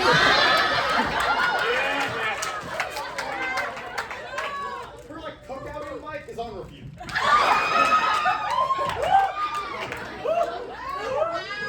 Like, meanwhile, like Zay's like trying to get behind the grill, you know what I'm saying? Like multiple times Zay's like, all right, Zay, go out and create a character.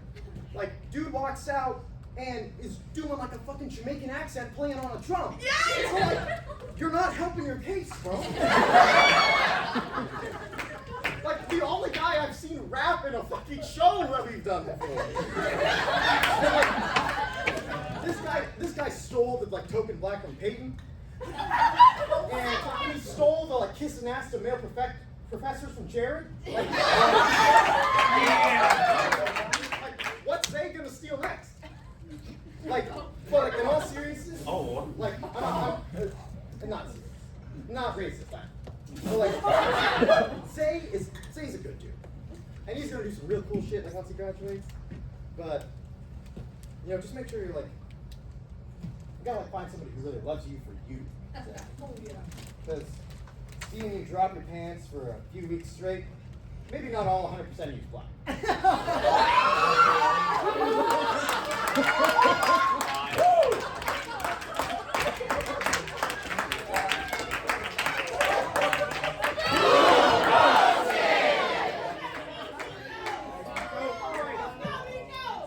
Now, Zander's someone who, like, obviously hasn't worked a day in his life. Like, you know, we got like 2 wrecks in 1 month. You know what that means? He had 3 different cars in 1 month. You know, I sometimes talk to other people in Dicc about work, and like some of us have like pretty shitty jobs before. And this guy's the audacity to be like, oh yeah, that's like the fucking worst. Like, bro, shut the hell up, sip on your daily Baskin Robbins milkshake, and talk to Haley about being unfunny and unemployed.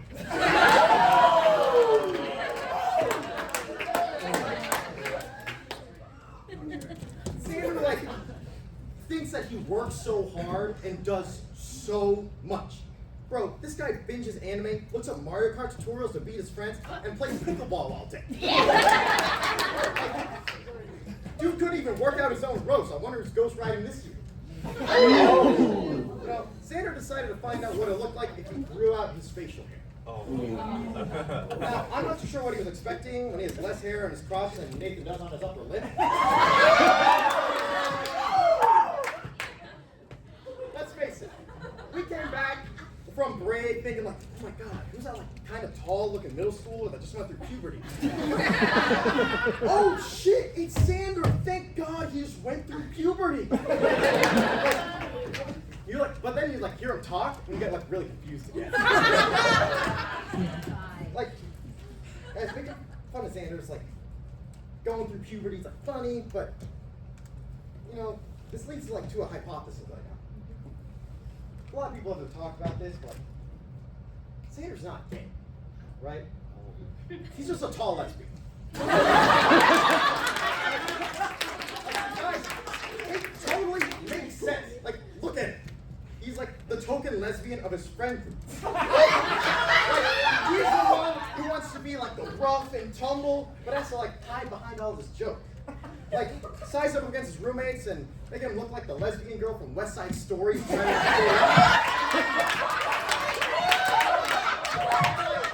offense, but he's fucking roommates with my level. Like, there's so many signs. Like, like room in Memphis, and like he's been trying to hit that like 4C earth tone pothead vibe for a whole while, and like he finally started on the pothead part, but like, I mean, hell, he like sleeps with the best gay sign on the wall. It's fucking obvious. Okay. We're gonna rewind a little bit, like going back to his hair. Like, why the fuck this guy think putting pubes on his face was a good idea? Like, straight up looks like he got a weed whacker that just like chopped a bunch of his hair. Like, if you wanted a bad haircut, you could have just got the one that you had last year. Or the year before that. Or the year before that. You know, we don't talk about just the guys of the group very much, like aside from Haley.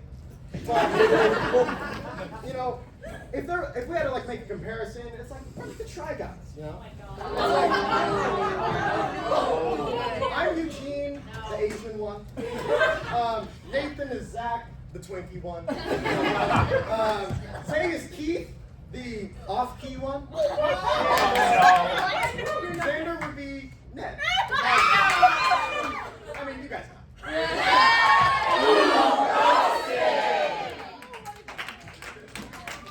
Okay, guys. Roasting Lydia is like a fucking walking. Like, it is so easy that I could like use a skill that Lydia don't even have. Like, I could totally improvise making fun of it. It's so easy. Like, Lydia totally feels like the older sister that I never had, or at least like one that I could imagine, because like, man, I like fucking hate her and she won't shut the fuck up. like I don't really hate Lydia. It's more of like a love-hate thing. Like I piss her off sometimes. It's like I have ideas for the group or whatever, but sometimes she pisses me off because I never know what she's talking about and she never stops talking. Like she could be totally lying to me and I would never know. Like, she could be lying, and some of the like outlandish things that she says to me is like, I could be totally lying, but I would never have no idea. Aside from maybe like the guy who pissed her bed, or I don't know, like the stuff that her roommates do, or I don't know. I kind of zone out whenever she starts talking. Like Lydia went through some vocal issues last year, and it made it like difficult for her to like sing and talk, and like she had to like recover for like a really long time. And honestly, that was the best thing that happened to the group because she shut the fuck up. Like, the only problem with Lydia closing her mouth is Zander thinks it's an opportunity to open it.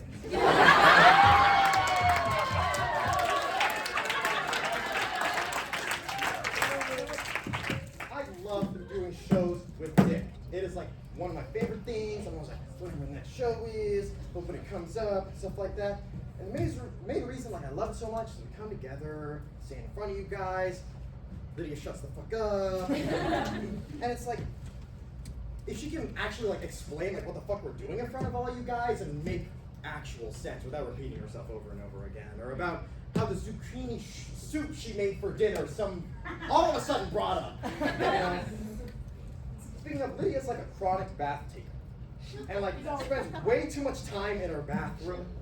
She would like boil fucking pots of water to put in her bath to take a bath every day. Like it doesn't make any fucking sense. All burners going. And she talks her into the mirror so much. You guys ever know like you need to like pep talk yourself, you know? That maybe takes like 2 minutes. This fucking deranged insomniac talks to herself for 3 to 5 hours. Like, doesn't even make any sense. And I guess the only thing she wants to hear more than Mr. Darcy's voice is her own. But I better stop talking about Mr. Darcy or Lydia's gonna go missing and find that, I don't know, abdominal-sized zucchini and get into her fucking soup. You know, something that still baffles me, like, as a guy, is how often you can read smut in public. Like, honestly, I think it's a super, like, fucking power move when you're reading smut in public and it's obviously you're reading smut. Like, and, like, I'm never gonna walk over and be like, hey, Lydia, what you reading? And, you know, Lydia will be, like, sitting herself, like, before rehearsal, like, giggling to herself, like, twirling her thumbs, kicking her feet. Like, nothing. She doesn't say anything. And she usually just like goes on and we're like, oh Lydia, what are you reading? What's real? And like push a little bit, and that like Draco Malfoy Hermione shit like starts to come up. And I don't know how many of you guys actually know what I'm talking about. I'm sure it's like plenty of you because we're in a fucking theater department. But like every single day, Lydia would give us an update how good the book is getting. You know? And like, I don't even know that shit. I don't need to know the fucking boiling water that you need for your bath. I don't need to know that zucchini the length of your fucking torso. And like, man, I don't judge here, but whatever you do with your zucchini soup is your business. Just do your thing and shut the fuck up about it.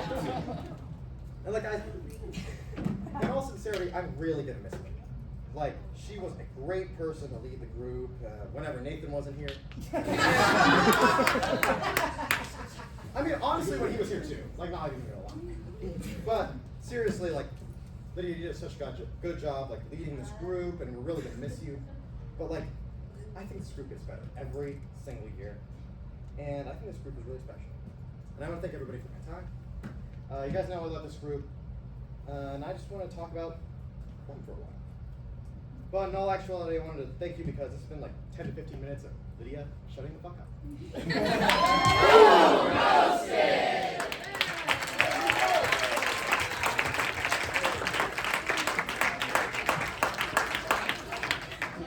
All right.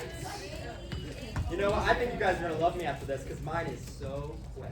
Yeah. You're welcome. I'm gonna get straight to the point and I'm gonna get through this so fast. Let's start with, I'm gonna actually go in order from like least interesting person to most interesting. We're gonna start with Zay. So when I first met Zay, I was like, as you can tell, I was like, wow, he's so mysterious. He's so cool. He doesn't give any fucks. But I quickly realized that that is not the case. Because he constantly lives with this like facade of like rigs. Truly, it's a facade. But I realized he's very, quite the big softie. I probably could make him cry, like, if I looked at him the wrong way, honestly. But he would hide it. Specifically, he would hide it, because he does the same thing in improv. Like, he hides his emotional transparency and his like, good improv skills. Which is usually why he gives us pretty mid-work. For instance, for this last show, we did the musical scenes and games, which is not his strong suit. So, we had Zay on the drum. I'm a percussionist, so I can say this, but we put it on there because it is the easiest thing to fake, and it's the easiest thing to do. Playing the drum. Plus, when he's on the drum, he wasn't actually in any of the scenes, which made it easier for us as well. So Zay, as we've discussed, is a townie.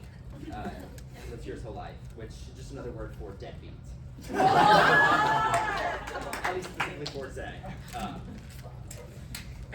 And we used to have another townie, specifically in the group, Peyton Robinson. R.I.P. Peyton Robinson. That's it. But truly, I think she gave me false hope to what townies could be like. Because she was great, very motivated, very kind. And now I have to say, very disappointing. That's okay. Zay sat in auditions for this next season in the fall. And truly, I would have taken anyone but him. But it does not surprise me that he was there, because the professors truly love him, especially Tim, as we discussed. But I mean, he did kiss his ass continuously to get into Noises Off. So, and then he had to do it again to be a part of this audition. So, but I'm proud of you, whatever you think you gave. So, Lydia. Yeah. Oh my gosh, where'd you begin with Lydia? Truly. I don't know how many people in here are actually really good friends with Lydia, but I just want to say I'm sorry. I'm pretty sure the most effective friend for Lydia is probably a houseplant. Because it'll just sit and listen to her talk all day. I can't do that. What the fuck? But then again, maybe not a houseplant because her raging ADHD would probably cause her to leave the plant dead. Nonetheless, she loves to yap, and usually it's about nothing. When it is about something, it's usually a tragic story that she put on herself, specifically her crazy fan fiction that she's reading. Either way, it drags on for way too long. One day, this happened once that I can remember. I try to block out everything else, but I gave her a ride home. And I don't know if you know, but she lives at Cape Trails, which is where I live, and it's like maybe 6 minutes away on a good night. Truly one of the most annoying experiences of my life. Because she is so incredibly loud and so incredibly long-winded in her talk. And, you know, like during rehearsal, we'll be standing at the board and we'll be trying to like talk about something as a group, and she'll be standing next to me, and I'll have to, because she's so loud that it actually hurts my ears. Which is not her fault. It truly is not her fault. But I will say this, like truly, she was a great co-captain for Dicc this year, truly. Very on top of organization for the group, which thank goodness she does that because she is by far the weakest improviser on our team. Which is crazy to say because she's been here the longest.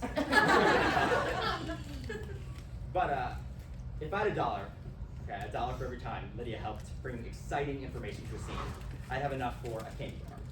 I will say, she is good at asking questions in scenes, answering them not so much. My favorite role for Lydia here at SEMO was ensemble and Carrie. Specifically because she danced during the Open Your Heart, Let Jesus In thing. I think about it a lot. And it was definitely the closest she's been to God in her life. Because heaven knows she needs a nap. Especially because she's about to graduate and then she won't have her roommates to take care of her anymore. Speaking of roommates, Zander. First of all, I would like to say, just like get out there, duh. Zander's dead is dead. There we go. He is so pick me that he begged us at rehearsal to bring it up in the roast. So there you go. So I lived with Zander for 3 years at SEMO. And during that time, I've come to know him very well. During sophomore year, I lived in the same dorm room as him in Davos. And I'll say it definitely takes the cake as my worst living room. I had the roommates know. So, just to be transparent, Zander was on the phone every single day until late into the night. Thankfully, there was a living room space for me to go every single night until I had to go to bed so I would kick him out and finally have some privacy to myself in my own room. And I think the worst part about that experience was the fact that I could hear everything he was saying to his voice. And I will not bring all that up. But boy, did I hear it every night. But I will say that hearing Zander's phone calls helped me like schedule out my nights. Because there was a schedule. It was like Zander would be yapping, and then Zander would use his baby voice.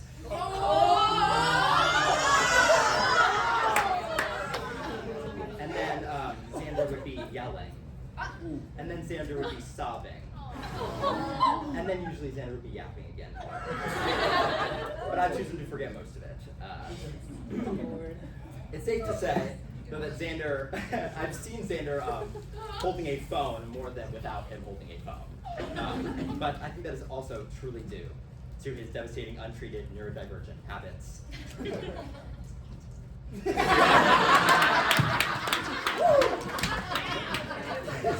Undiagnosed, terribly. Zander's most recent hyperfixation is Stardew Valley, which is honestly the least annoying hyperfixation he's had, because he plays it in the kitchen, so I can like watch him.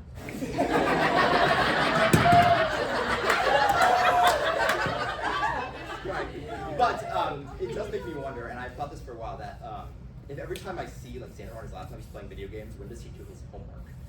And I'm convinced that he does not. Which honestly gives reason to why the professors hate him. And look, I'm not saying the reason that Zander never got into the musical theater program was because he just played video games in class. But I do think it's a possibility.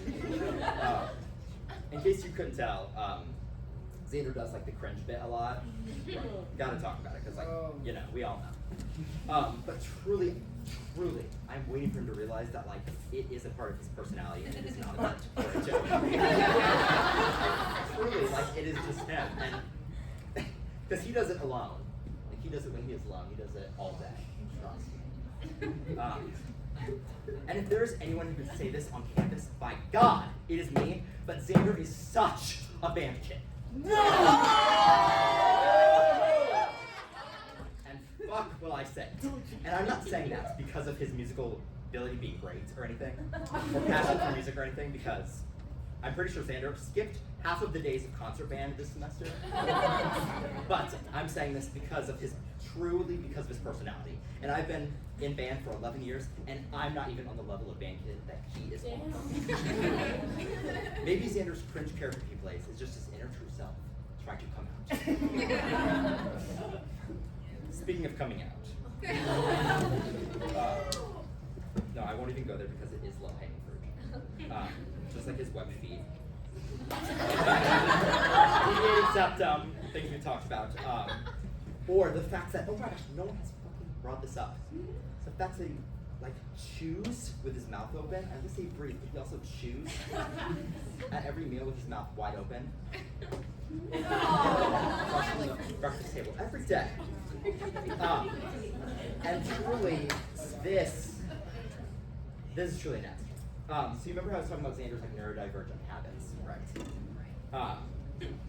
So he likes to chew on things, anything. And one of the most disgusting things that he chew on is straws. Yeah. Straws. Like, he will chew on them all day. He chews them everywhere, and he loses them. He fucking loses them everywhere. Fucking.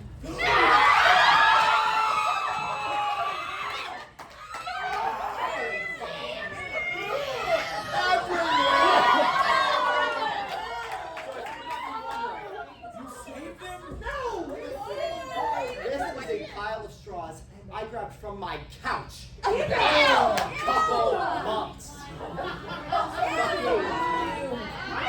We find these everywhere. Trust. They're nasty. Anyway, if there's nothing I'm going to be glad that I won't be having this to deal with anymore. Thank you, Zander. Thank you, everyone.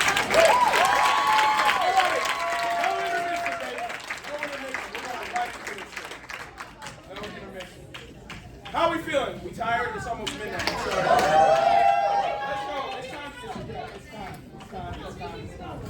Let's go. I'm gonna be quick. I'm gonna be efficient.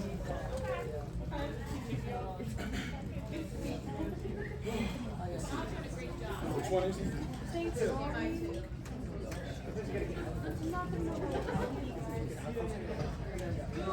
All right, here we go. Cheers.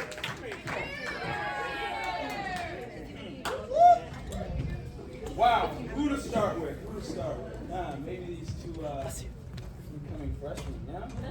Brea! Brea is truly like my little sister that I never wanted.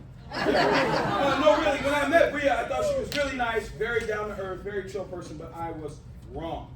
If you were at Senior Wells, I gave Brea a sign that said, beware of dog. Yeah, by dog, I meant freak. Beware of the freak. She was the freakiest person I've ever met. I never wanted to run away from someone in college until I met Brea. Brea is known for having the weirdest, freakiest, creepiest character pools known to man. One day, she plays a unicorn with past trauma. The next day, she plays a janitor with a bad who's seen too much. I'm convinced that Brea's characters are just the voices that live in her head. Brea, I loved you in Into the Woods, but geez, you played Little Red like she had rabies and a vendetta. Hold on. I'll tell you how. Brea didn't play the innocent fairy tale girl. She went completely a different route. Brea, it's called Into the Woods, not into the walls of an insane asylum. Lastly, Brea, I gotta give you your flowers before I finish up. You're the first member in Dicc history to ever own an Android. That alone deserves his flowers. just last weekend, I was at the porn party and I hadn't seen Brea all week. I walked outside and I see Brea really actually crashing out. I'm talking tears falling down her face. She's like, Zay, I cracked my Android. Like, my mom's gonna kill me. Zay, you really don't get it. And I'm like, yeah, Brea. I'm sorry, Brea. I don't get it. You're right. I've never cried over something that still uses a micro USB. Next, Miss Jayme. Jamie's personality is a combination of brain rot, minionese, and weird band kickback. If y'all remember Harley, Jayme is a great value version of that.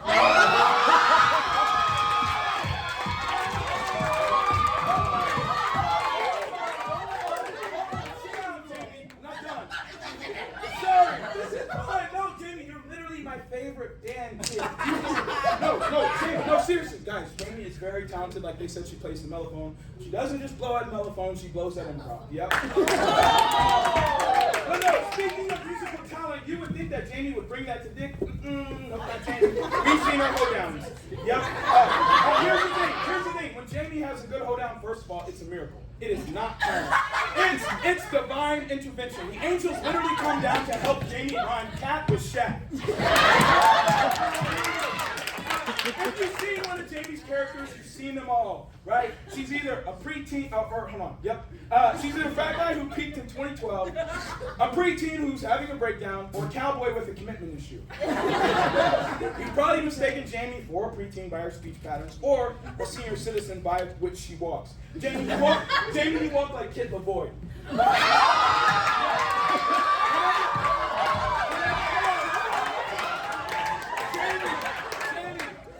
Whenever you're walking like Kid Charles, you're holding in a fart or if you need a hip replacement. Anna!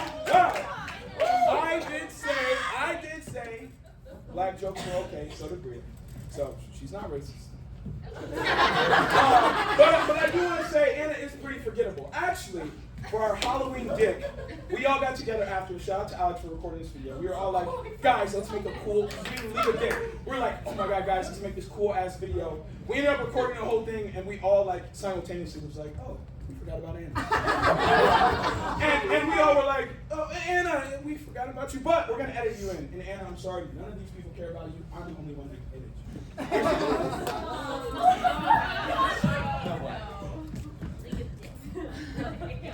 He's drinking that. Oh, yes.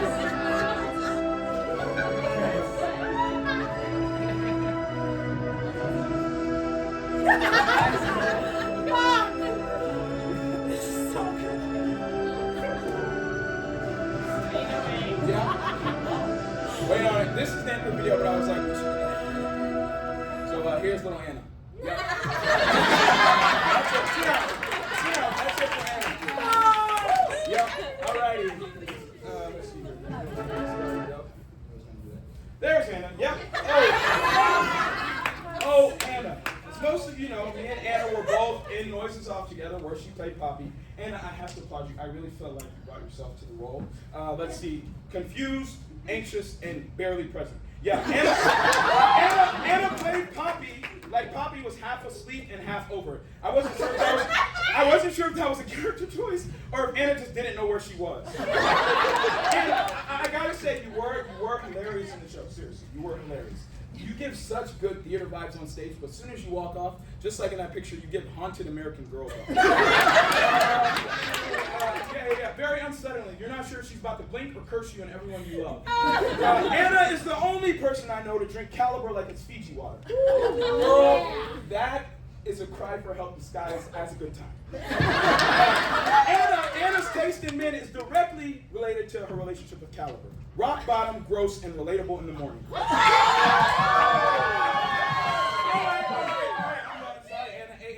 sorry about talking about you being under the influence, but wait, that makes me think. Under the influence. UTIs. You know a lot about those. Anna knows a lot about those. Yeah, you talked about it. Yeah. Anna, you need to put down the Caliber and pick up the cranberry juice, sis. Anna, let that be your emotional support beverage. Anna's got Caliber in her cup, cranberry juice in the fridge and confusion in the mirror. Anna, it's not that your face card is declining, Anna. No, it's not. It's just that it keeps getting flagged for suspicious activity. Anna's the type of person where you look at her and it's like, oh, she's so cute. Anna. And then she moves her head too fast and you're like, oh shit, that's her. I can roll it. But no, back to those guys.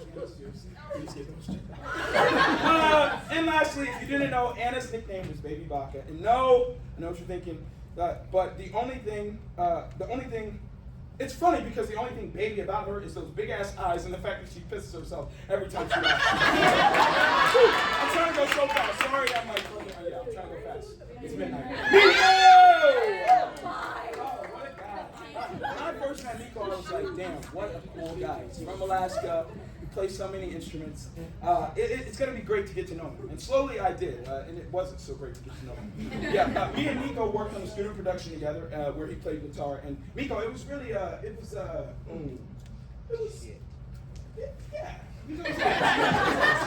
But I remember it. And seriously, Miko, I do always enjoy talking to you. You have become a brother to me this year, so I really appreciate you. And it really is really nice to talk to you, except when you bring up One Piece. Because then he'll bring it up again, and again, and again. Or how much he loves the color purple, as if his outfit hasn't told us that from the past 7 days before. Which doesn't make sense to me, Miko. Like, really? The color purple? Like, Miko looks like he could wrestle a bear, but only if the bear insulted his taste in jewel tones. Hold on. Body like a Ford commercial and soul like a Spotify playlist titled Crying in the Woods.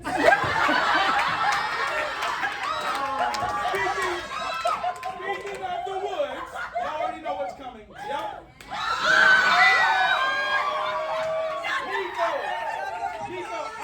Miko, I don't know which one I enjoyed more. Your 30 seconds of stage time or the costume they put you in. Miko, you look like my grandma's plastic-covered couch version of Lord Farquaad.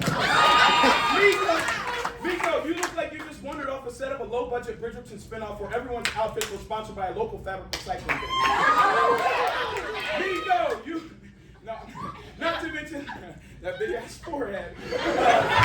Sorry, Miko, your head looks like it's too heavy for your body. Y'all wonder why you never see Miko in a cap? Yeah, it's because his cranium is too big to fit one. Miko, your skull has more surface area than your acting range. And that is saying a lot because Miko is a great actor. That's enough for Miko. Here we go. Haley! Wow.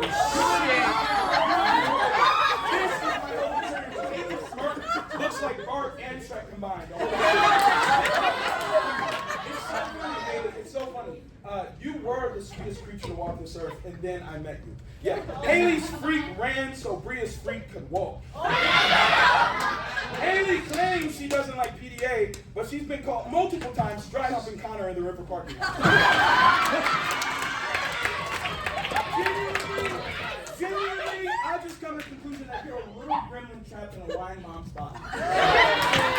Guys, if you didn't know, Haley does come with instructions. 1, don't feed her after midnight. 2, don't put her under bright lights. And 3, for the love of God, don't put her in an improv scene. It's not fun for anyone. I'm kidding, Haley, but honestly, you're a great performer. And I've loved watching you throughout the years. I loved you in Firebringer. You had great energy. So fun to see you. I loved you in Oklahoma where you were a cowgirl and you came to DI, person smelling like a cowgirl. No, guys, she did preface. She was like, I'm coming back, I'm going to be sweaty, and unfortunately, you were right. Let me think another one. Just like Miko, loved your 30 seconds of stage time. But the only thing I didn't like about that, Haley, is I didn't like to see you stand in a giant vagina tree. But other than that, you did a great job. In my favorite show that you were in, The Wizard of Oz, where you played the Wicked Witch of the East Connors. I mean, Glinda.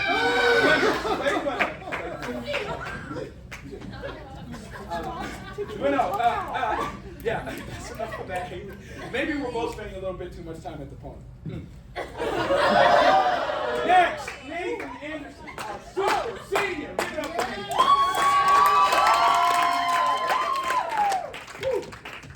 Guys, if you didn't know, Nathan's going to be joining you guys next year, and here's why.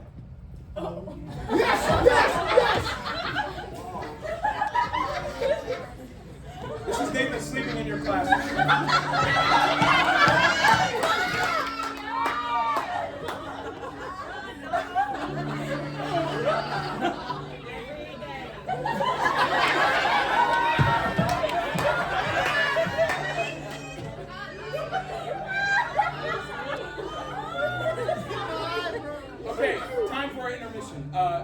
basically Nathan sleeping through the whole senior portfolio. Yeah, he's probably gonna have to retake that. I literally put an intermission here so I can talk. This next scene is literally Nathan sleeping through an accents and dialect scene. He did this frequently. So if you were in that class, and you were probably sitting through your scene. Actually, I caught a video of him clapping to your scene with his eyes closed. This is someone's mid-scene.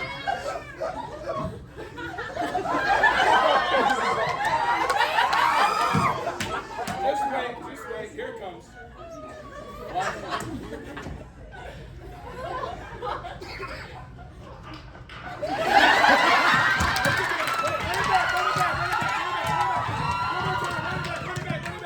One more, yeah. Here's to another year with this guy.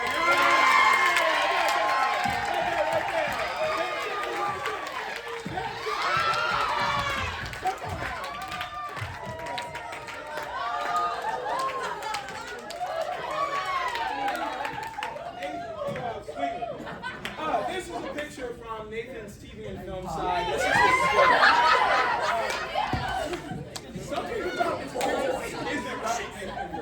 I don't know what it is. Maybe it's the fact that you look like you got a stick up your ass. Or maybe it's the fact that you look like an inbred version of both Mario Brothers. Honestly, Nathan, this picture sums up your acting physicality pretty well. As we all know, I mean, in general, Nathan is the tiptoe walker. Yes. You know? He walks like he has to underscore a Pink Panther playing in the set.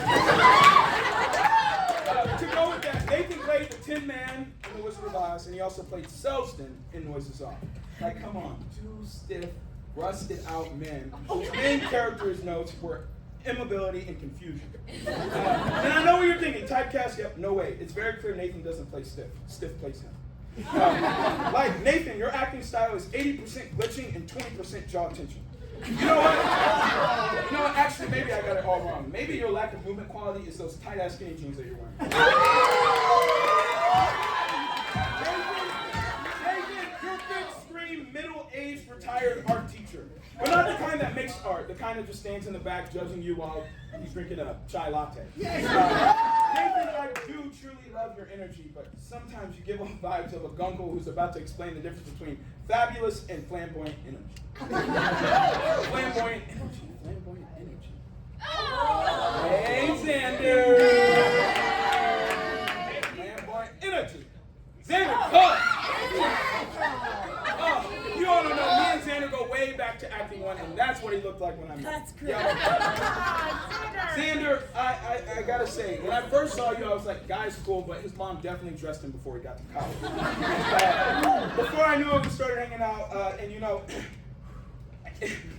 I started realizing that he wasn't so cool, and that he's just a freak, you know? And that he had a girlfriend, which blew my mind at the time because I didn't know straight men could have that much wrist movement. No, it felt like he was queer baiting us, but as a performance art. I'm kidding, Zander. I love you. You know I do. Me and Zander were in 2 shows together here, Noises Off and The Importance of Being Earnest. Honestly, the best part about those shows is seeing you play yourself every single Actually, the only reason why Zander didn't get cast this semester is because no character descriptions read unhinged raccoon, wannabe tenor, white guy with good comedic timing, and a minion.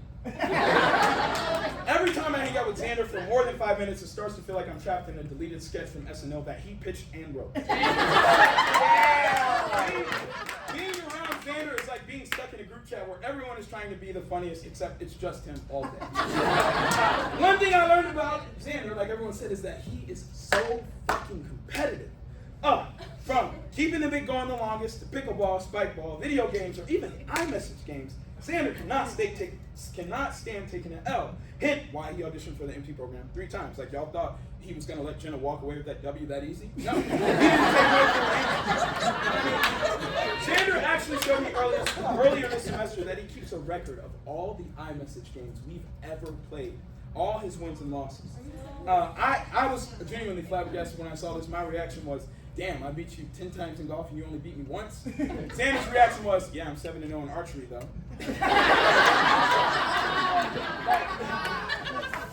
All I can think was, no way bro tracks his iMessage game stats. That's crazy. It actually reminds me about a week ago, me and Zander were playing pickleball. I beat him 4 times in a row, and I've never seen someone hold in a crash shot better than Zander Card. you lose a game, and it's like watching a 6-year-old throw a tantrum, except instead of crying, you just sit there silently plotting your revenge like a villain in Disney. Like, did your dad ever teach you sportsmanship and how to take an L? Oh, fuck. Guys, don't worry. Don't worry, Zander actually begged us to bring up his dead dad. I personally think it's because he wanted us to stray away from that fresh bowl cut he just got. Zander, the only thing that cut did for you is solidify your pronouns as he, him, lesbian.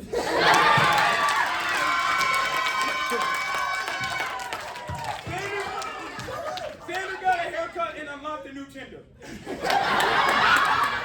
The name of that haircut should be lesbian tennis coach. Zander, I think your dad saw that haircut coming in your future and chose the afterlife.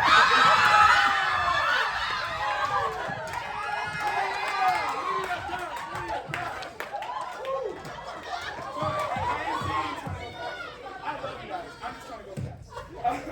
Lydia, and it's funny, the first bullet point I have for you is I don't know. Lydia, I just don't know. Maybe we can just start with like, complete your sentences. Yeah. Right. Lydia, right. Lydia, you graduate in 4 days. Like, be real, how are you going to get a job if you can't tell them who you are, where you're from, what you do without forgetting? I mean, let's be real. I have to be honest. There's 2 things that Lydia can do better than everyone standing there. Yes, none of them have to do with improv. 1, writing on the whiteboard. 2, explaining the games. It honestly blows my mind how you've been improvising for 4 years and you still suck at it. Pun intended. I mean, come on, you're our leader. Guys, we should be ashamed. No, not because Lydia is our leader, but because we haven't impeached her. Lydia leads DI like Bart Williams leads a rehearsal space.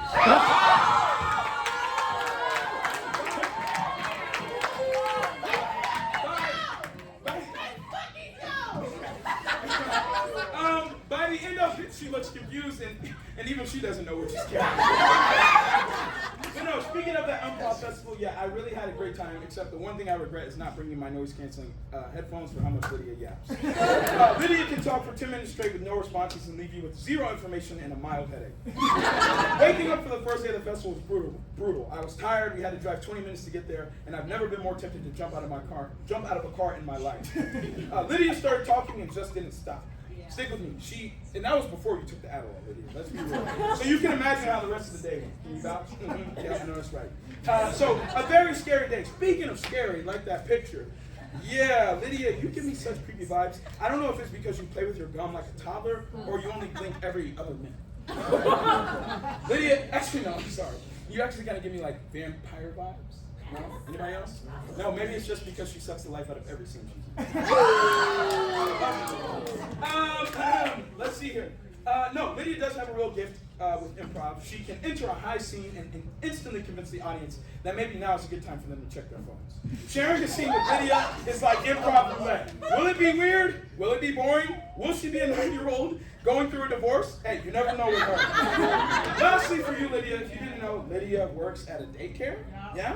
You do. And I wanted to say maybe you should stick to that post-grad instead of acting in the whole improv thing. I mean, you already speak those kids' languages, and at least whenever you start rambling there, they'll know it's nap time. That's it, Lydia Rich.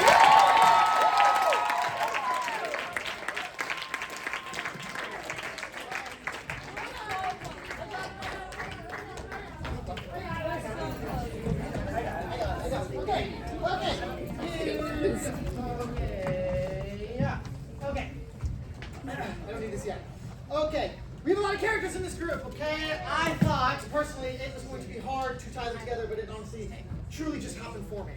We're like a family here in more ways than one, and I'll explain. I'll start at the end. Jayme and Brea are like 2 accidents that have already happened. Finding out they were in the group was like finding out you're pregnant. You go to your first appointment, and the doctor tells you there's 2 of them. They're multiplying. Honestly, though, I am entirely fully aware I cannot hate. Anytime I'm talking to Brea and Jayme, we just feed off each other doing different emotes and stims. It's basically just a dick on the spectrum. Haley is like the spider on the wall that you're too scared to get near, so it just like remains in the same spot. She literally moved into Dobbins and has not moved out. It's hard to pin Haley down because she just like showed up one day, and I do not know if I existed before Haley did. But I remember when Haley started existing. You guys should have seen her. She had like constant influencer voice. She was painstakingly white, more than she is now, which is impressive for her. Still had that hard ass side part though. Do not worry. Also, don't worry. She was still cozy vibes, book talk 4, crackhead hours, smiling. Haley looks like she belts Demi Lovato in her car. Miko is like the older brother that you look up to. He's just an all-around great guy, and every time I get done talking to him, my day's a little bit better. Boom! Got your ass in, you can't recover. Nathan is like your out-of-touch Republican father. First off, he has an Acer laptop. Also, fun fact, incorrect, Zay, Nathan had an Android freshman year by choice. Like, all of his family had iPhones. He chose to have an Android. Like, they had a plan and he chose it. Nathan also has carpal tunnel in both hands. And when it gets bad, he wears a hand brace that keeps his hands.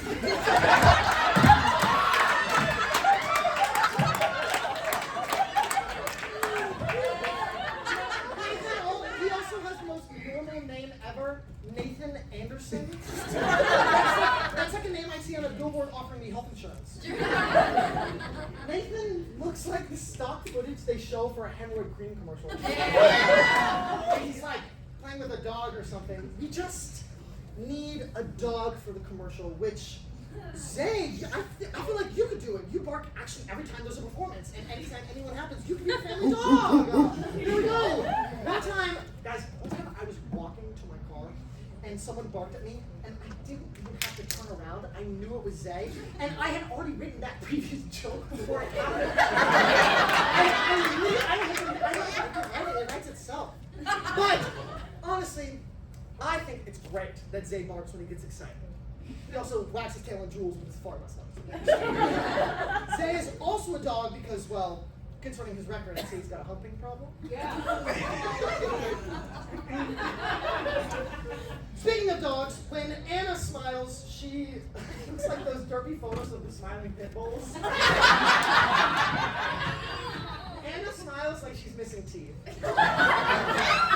Also, her mouth and chin are like 10% of her face. Like,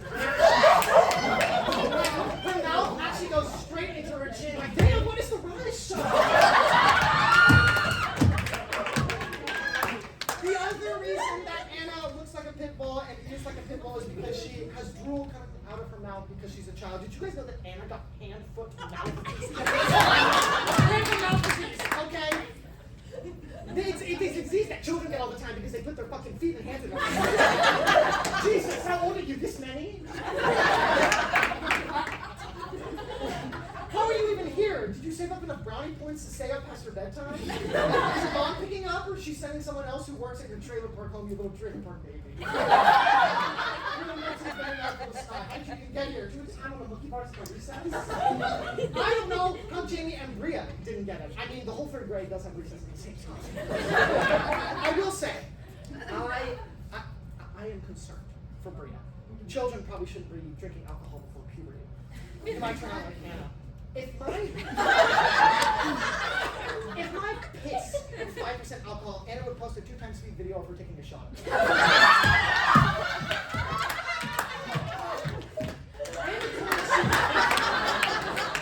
Anna told us she can stop whenever she wants to. She just doesn't want to. I don't even know why she goes to AA, okay? On the subject of drinking, if you've ever been around Brea on a weekend where she parties, I'm sorry. It's a lot of crime and not a lot of alcohol. For those who don't know, Brea started drinking tonight. Right before this, she had to chase a White Claw. Also, right before this, Zay had to chase a mail truck. It was probably Nathan, since he looks like a mailman. So we have children, absent father, dog, Lydia. Lydia, like in this analogy, as well as every other improv scene, Lydia is just herself. An older sister who attempts to flex non-existent power over people with the same life experience as her. When Lydia attempts to be in charge, it just has the vibe that there's someone else behind the scenes and she's the stand-in. Lydia, you look like a manager at Claire's. Like, not top, but like just below. One time I went to dinner with Lydia, and this is true. Every time, about halfway through the dinner, everyone was like halfway done with their meal. Lydia's was genuinely untouched because she would not stop talking. When Lydia finishes a sentence, a little cherub gets its wings. Wearing a little diaper. Not because she's an angel, but because she might unwillingly make a boom boom. Anna in the winter wears socks on her hands because her hands get dry. Anna also wears a diaper because her butt gets dry. Back to Lydia. One time I had to sit next to her in class, and anytime I would talk or make noise or have a pulse, she would just talk in my general direction and then apologize for it, which, thank you for apologizing because it was terrible. No amount of clothes adjusting will make you funny. But it's okay! It's okay, Lydia! It's okay, Lydia. Haley didn't get cast in Noises Up either, so everyone knows both of you aren't funny. It's okay. Another reason that Lydia and Haley are similar is because they both talk the things that don't talk about. Lydia talks about her reflection, as aforementioned, and Haley told us that she used to tell all her problems to Winnie the dog. Oh my God! Since then, I'm sure it's been lonely. And before you get any ideas, Zay isn't available. He's going to her when you think he has things. We've already touched on the reflection thing. I'm talking like 3-hour spurts in the mirror. It's fine. Like number 416 of why Lydia should be in the same asylum. So we have thing 1, thing 2, Clifford the Big Red Dog, Clifford the Big Red Dog's audience, the kooky, zany side character who everyone forgets about, Lydia, a guy who looks like he's tied someone to the tracks.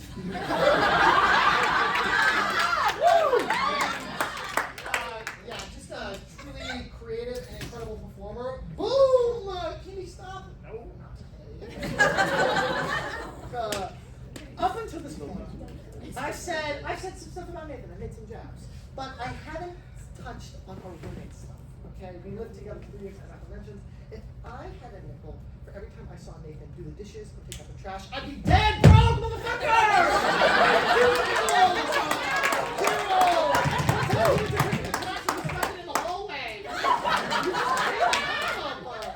Nathan also dries himself off with a beach towel. This is true.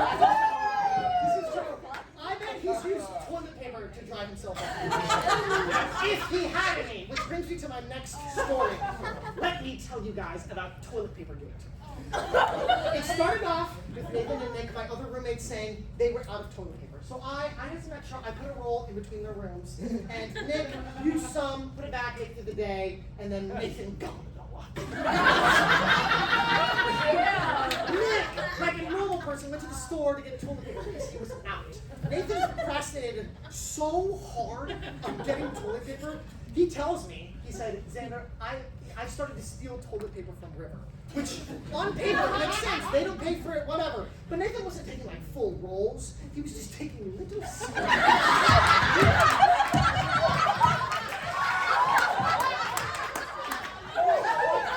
Like a bird building a nest just in his pocket. He never told me that he was taking this much, though. He never told me. He kept that small detail to himself. But I know this because I did laundry after him one day. And when I was folding my clothes, I found pieces of toilet paper in my clothes. Which I can only surmise after him pocketing scraps of toilet paper and then it coming out of clothes and then getting into mine. Okay, what does that even look like? You're on the toilets and you have to continuously reach in and out of your clothes. Speaking of doing laundry after Nathan, he always has his clothes in our washer.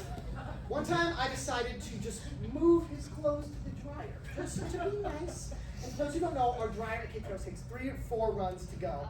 And after a couple runs, it still wasn't dry. So I was like, okay, I'll just run it again. And after another run, it wasn't dry. And then I was like, I want to put my laundry in the dryer. And then I had realized that I had done Nathan's laundry. And I imagine Nathan jerking off, and he has to. I imagine Nathan jerking off, and he has to stop midway through because all his socks are wet and in the dryer. So Nathan is shit out of luck because his socks are in the dryer, his toilet paper's in the dryer. Who knows what he's finishing at? but at least he's doing his laundry, or at least I'm doing his laundry. Oh my god. Anna, take notes. You need to clear your hands too, girl. No. The way Nathan pauses in his sentence, I can't even imagine how he is during sex. He get asked, like, do you like that? And he's like,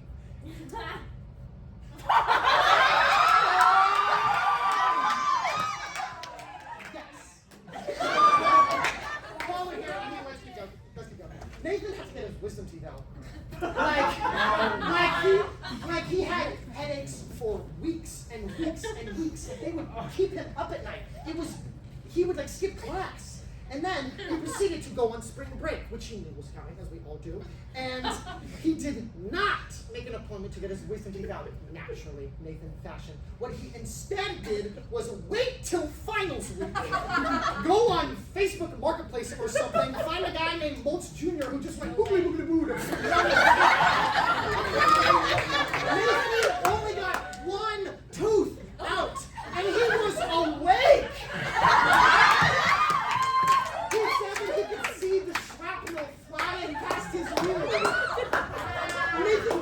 Nathan, because of this, didn't do any of his finals that year. He had to do them all next year. Anna also got out 1 tooth, but it was because she tied a string to the door handle and closed it. She also does some management to take thinking ballet. Which reminds me, so I hear Haley, during ballet freshman year, doing movie days where you sit on the floor and do nothing, would pull out a bar and do her fucking tondus in the back, and then get audibly upset at herself. Haley,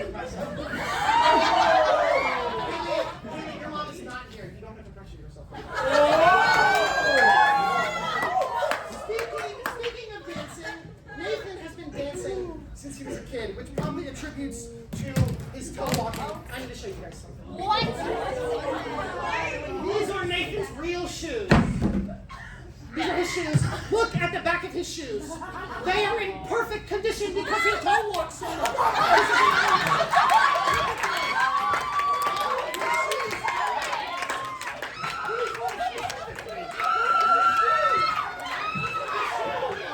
Are you kidding me? You're talking that much?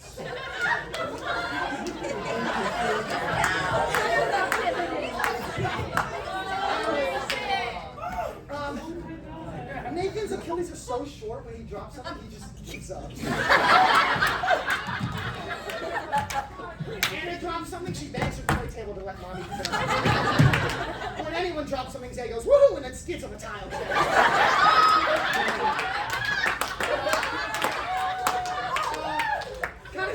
No segue, I just baffled. I don't know how Jamie's always late. Honestly, she always just moseys on in too. Like she shows up in a fashion like she thinks she was on time. The day I see Jayme in a rush, I'll express my true feeling for someone in this group. Also, Jayme was in show choir. Jesus, show choir and marching band, that's like the lamest version of each thing.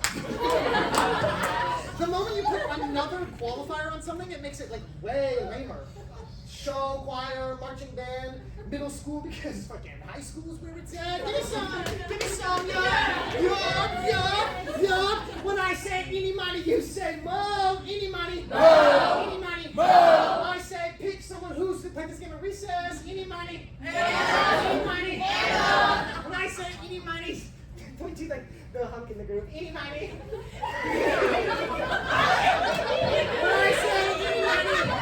When I say eeny money, pick, say mo, eeny money, mo, eeny money, mo, eeny money, mo.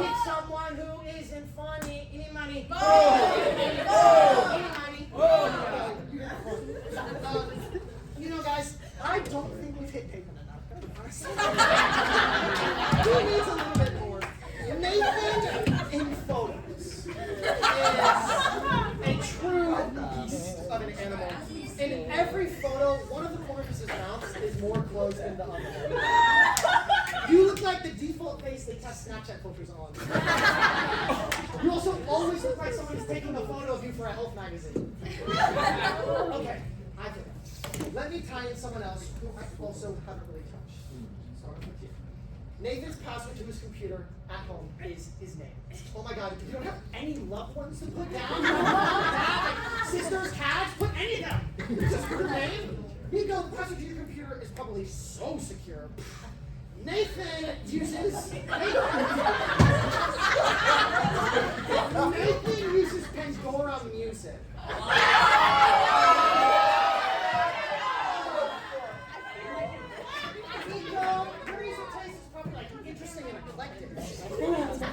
Nathan changed his hair and then it grew back into a side part. Miko grew out his hair and I'm still loving it. What? Nathan blows his nose so performatively, it is so loud. Oh my god, shut up. Miko, you're so low key, I respect it. Nathan, think out loud. Oh my god, I dare you. I wanna end the night. Can someone turn on the TV? Yeah, can you mess with this? I wanna end the night with a little poem that I made. Okay. It's fair warning, it's a lot of bit of Nathan, but you know, so it's a whole roast. There we go. It's just a little poem I wrote. I thought you guys would appreciate it. Hello. There we go. Oh, yes, so cute. It's still, oh, there it is. Hi. Oh, it's loading. It won't let me click. You need help? Yeah, it just won't let me click. Oh, I got it. Here we go.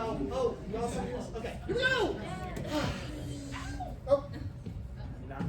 Let it go. Brother.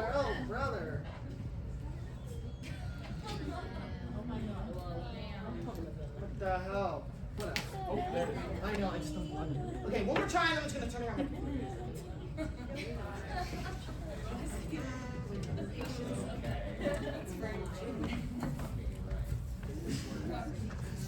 Here we go. I'll just go for the slides if it's small. So is that okay, guys? Yeah. Make the window. I don't have options over what much to control, okay? There we go. Good night, Nathan. No, sorry. Good night, empty cereal box in our pantry. You'll probably be there till next January. Good night, Cheetos that expired August 1st. The fact that these are also lime makes it somehow worse. Good night, family of Lace. I know what you're thinking, and yes, they're all hips. Good night, mustard sandwich and acting for TV film. Acting for film and TV. This photo was taken at 10:30. Good night, large jar of coins on your bedroom floor. Good night, hammer and our utensils drawer. Why any of you are there, only God knows what's for. Good night, Lydia, in photos galore. Your face loses all life and makes me lock my front door. Good night, Brea. May your cheeks stay dry. Yes, it is annoying when you drunk cry. Good night, Haley. You look like in high school that you wore a tail. That damn side part should put you in jail. Good night, Jayme. Let me give you a hand. None of us can. Good night, Anna. With your scoliosis, lazy eyes, and giant palms, I just described the Hunchback of Notre Dame. Good night, Zay. To learn your lesson, you need to be tutored, or I'll just take you to the vet to have you. Good night, Miko. For you, I will miss you. Please, oh my God, please let me kiss you. Okay?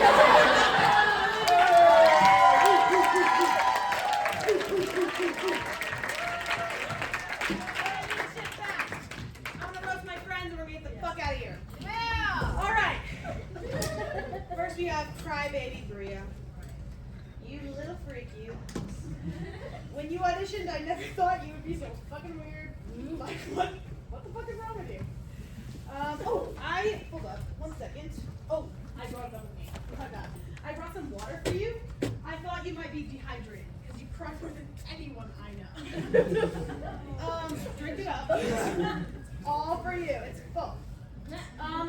I do laugh at your improv a lot, as I'm sure you know, because I am one of your biggest supporters. It's important to note that I laugh when something is funny, but I also laugh a lot more when I'm uncomfortable. Everything that you do, everything that you are, makes me so very uncomfortable. Brea brings us food a lot, which is awesome. But I am onto her, and she thinks she's so sneaky. She's bringing it to us to make us like her. Brea, it's never gonna work. We don't like you. And someone else who's always sharing her food is Jayme! Once she saw Brea getting a positive response, Jayme was all over that shit. Can I tell you, Jayme, can my boyfriend come rich? I love how you play with the element of surprise. When will Jayme get to rehearsal? Is she even coming? No one knows. Nathan as well. So, wow. I have no idea how you were late every day. Every single one of your check-ins was like, I did nothing. I slept for 17 hours. I missed my class, and then I took a 4-hour nap. I hung out with Parker for 1 hour, and now I'm here. Jayme, you're depressed. Sorry. Every time you start talking, I get bummed out. What you're saying, I hate the sound of your voice. When you speak, I want to die. It's unfortunate because you never stop. It's not because you have a lot of words to get out. It's just that every word you say takes a million years. I went to Taco Bell. What else? I don't. All day. You're like the sloth from Zootopia. When you auditioned, I was blown away, by the way. Props to you. I thought you were an instinctive and intelligent improviser, and then I went and talked to you, and I was like, she is so nice. And I was glowing, and I was like, she is amazing. And it's so insane to me that how you are just like different than what anything I could have ever expected. Like, it's insane. I lost my spot. One moment. You really keep me guessing. Never have I ever met anyone more obsessed with farts and pooping. I think it's because when you fart, people look at you and you like the attention. Like, you fart and then everyone looks at you and just be like, what's that noise? And you're like, it's me, I was farting. I got it!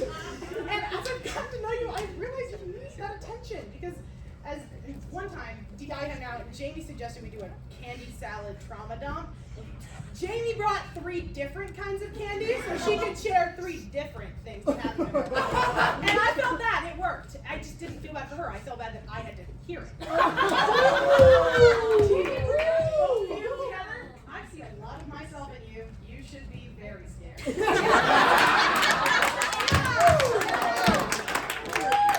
have that in men. Yes, we do. You are tricking no one. I know you are Trevor from Dicc in drag.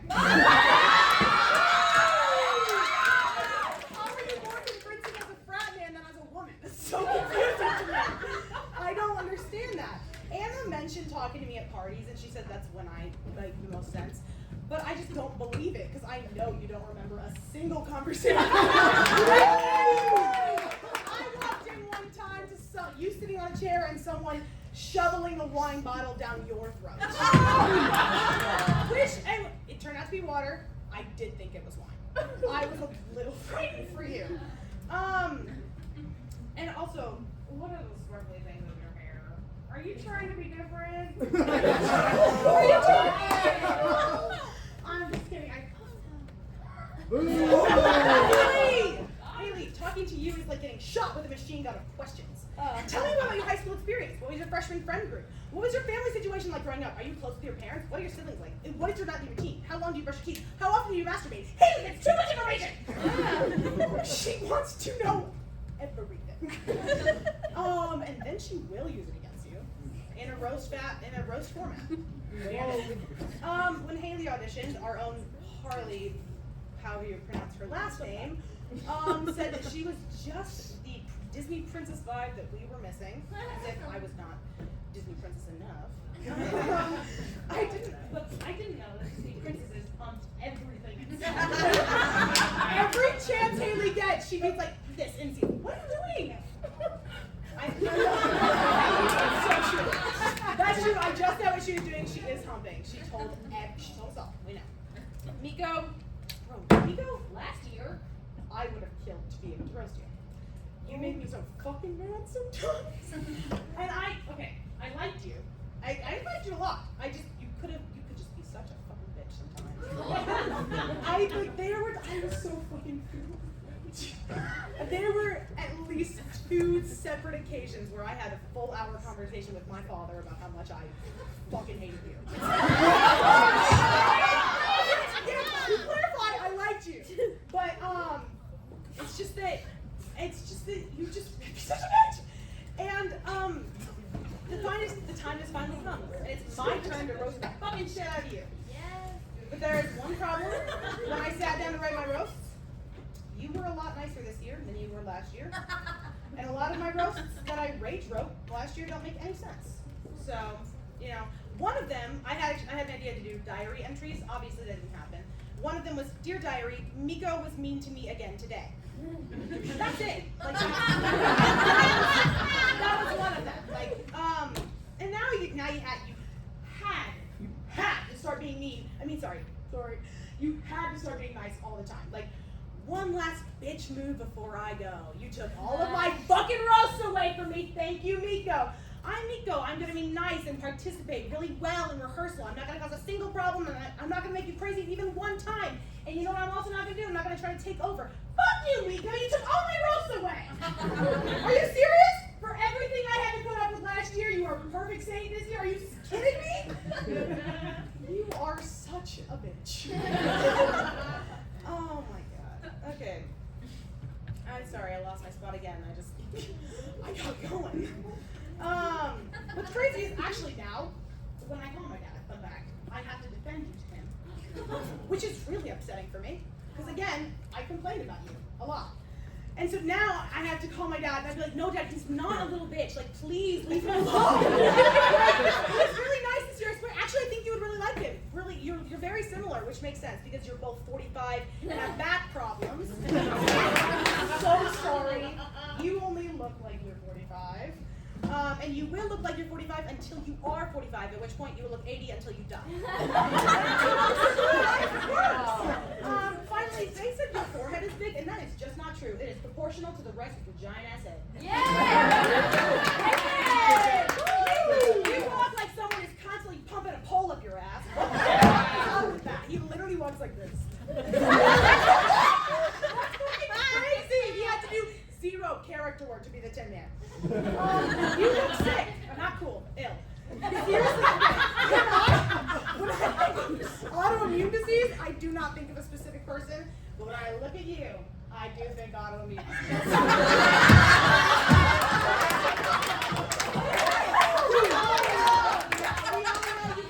We all know. We just don't know which one yet. That's okay. Nathan also only plays children, wretched old men, and married women.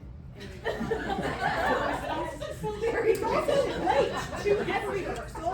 We run them together, but he doesn't show up.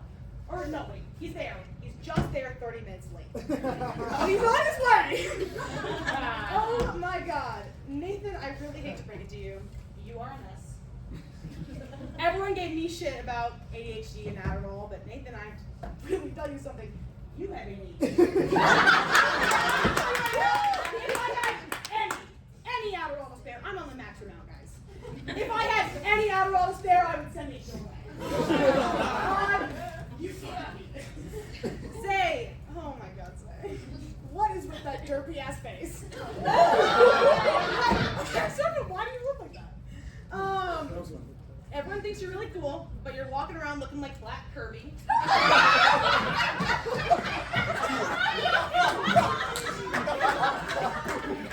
Seriously, like, okay, so guys, if I was alone at night and I didn't know Zay and I saw him from far away, I'd be like, well, no, I've got to be nervous. And then he would turn around and I'd be like, oh, a man with a face made of marshmallows. It looks like I could poke my finger in there and just never would stop. Here's the thing, Zay. I know that you have a derpy face because I went on your Instagram to pull up a picture and you deleted all of them. I was looking for a specific one, it was gone.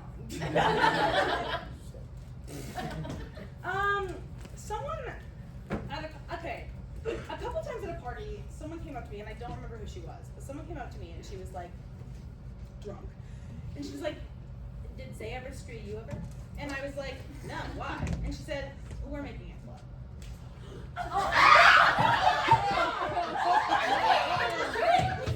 I'm sorry, are you walking around acting like a shithead?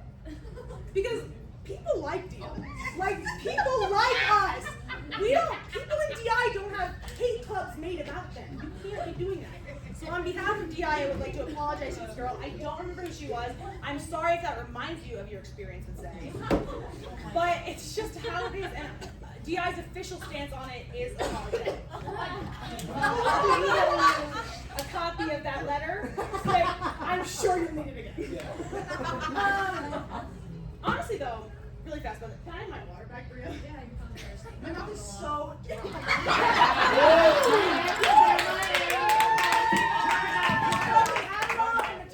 What are you gonna do? Zay really has shown a lot of growth. He really has shown a lot of growth. And even though he's only been in the group for 1 year, he used to come to a lot of open rehearsals. I actually remember the very first rehearsal he came to, way back in freshman year. He barely spoke a single word, and he did not participate. In fact, we tried to get him to, and the only thing he said was, my name is Zay, and no, I just want to watch. I remember just wishing that he would at least give it a shot. And now he's here, and he's been here all year. And the lesson here is that you should be careful what you wish for, because I've been dealing with him all fucking year. Zander. Before we get started, how about a round of applause for the winner of the Conservatory Games? Guys! Oh my gosh, Zander, I am so proud of you, which is really weird for you to hear, because I know your father never said it. Dad jokes ahead. I'm going to clarify. He asked for this. I don't mean he was an asshole. Like, he specifically said, please, guys, please make that dad jokes. Because he just needs that attention. Which is ironic, because I think that the whole dead dad thing is probably why he needs it so bad. Alright, sorry. Yeah, shut up. Every time that Zander derails rehearsal to play catch, we all just kind of go along with it because, well, he never had that. Least we can do. But then Miko's like, we really need to get to work. And then if that really reminds Zander of his dad, and it's a downward spiral for him. Speaking of father figures, you've got your nose so far up Tim Nikolai's ass. It's no wonder you've been spewing so much shit all night long. But hey, I have to admit, you two are a perfect pair. Tim is always looking for someone to look up to him, and you have been looking for a daddy for a long time.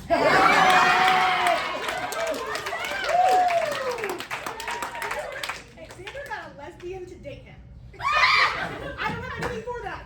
That's just like, good for you. Nothing to say to you? Like, good job? For real, actually. Also, Zander is confused as to why teachers might single him out and specifically separate him from his friends. He recently got angry about it at a DI rehearsal. And I have to say, Zander, I get it. I know that everyone's like, who never stops talking? That is true. But if I'm talking, then so is Zander. Both of us are talking at all times. Oh my gosh. Literally, we've been learning a new thing, and then Zander will be talking about, I don't know, like Mario Kart or something, in the background to someone else, and then all three of those people will be like, I'm sorry, what are we doing? And the last thing I have to say about Zander, actually, this is props to you. Zander is so knowledgeable about women's issues. Guys, he can get into great detail on the issues facing women today. One time, during freshman year, he told me that what I eat cannot possibly affect how bad my period cramps are. I was shocked. I mean, I always believed differently, but it turns out my doctor, my sex ed teacher, my mom, and my own personal experiences, all wrong. Crazy. I mean, Zander opened my eyes and showed me the light. Thank you, Zander. I could never possibly understand what it is to be a woman without you telling me how to do it. With all that, these guys are all assholes, and I love them very, very much. Bro! Me too, Lydia. And we are dramatically incorrect. Good night.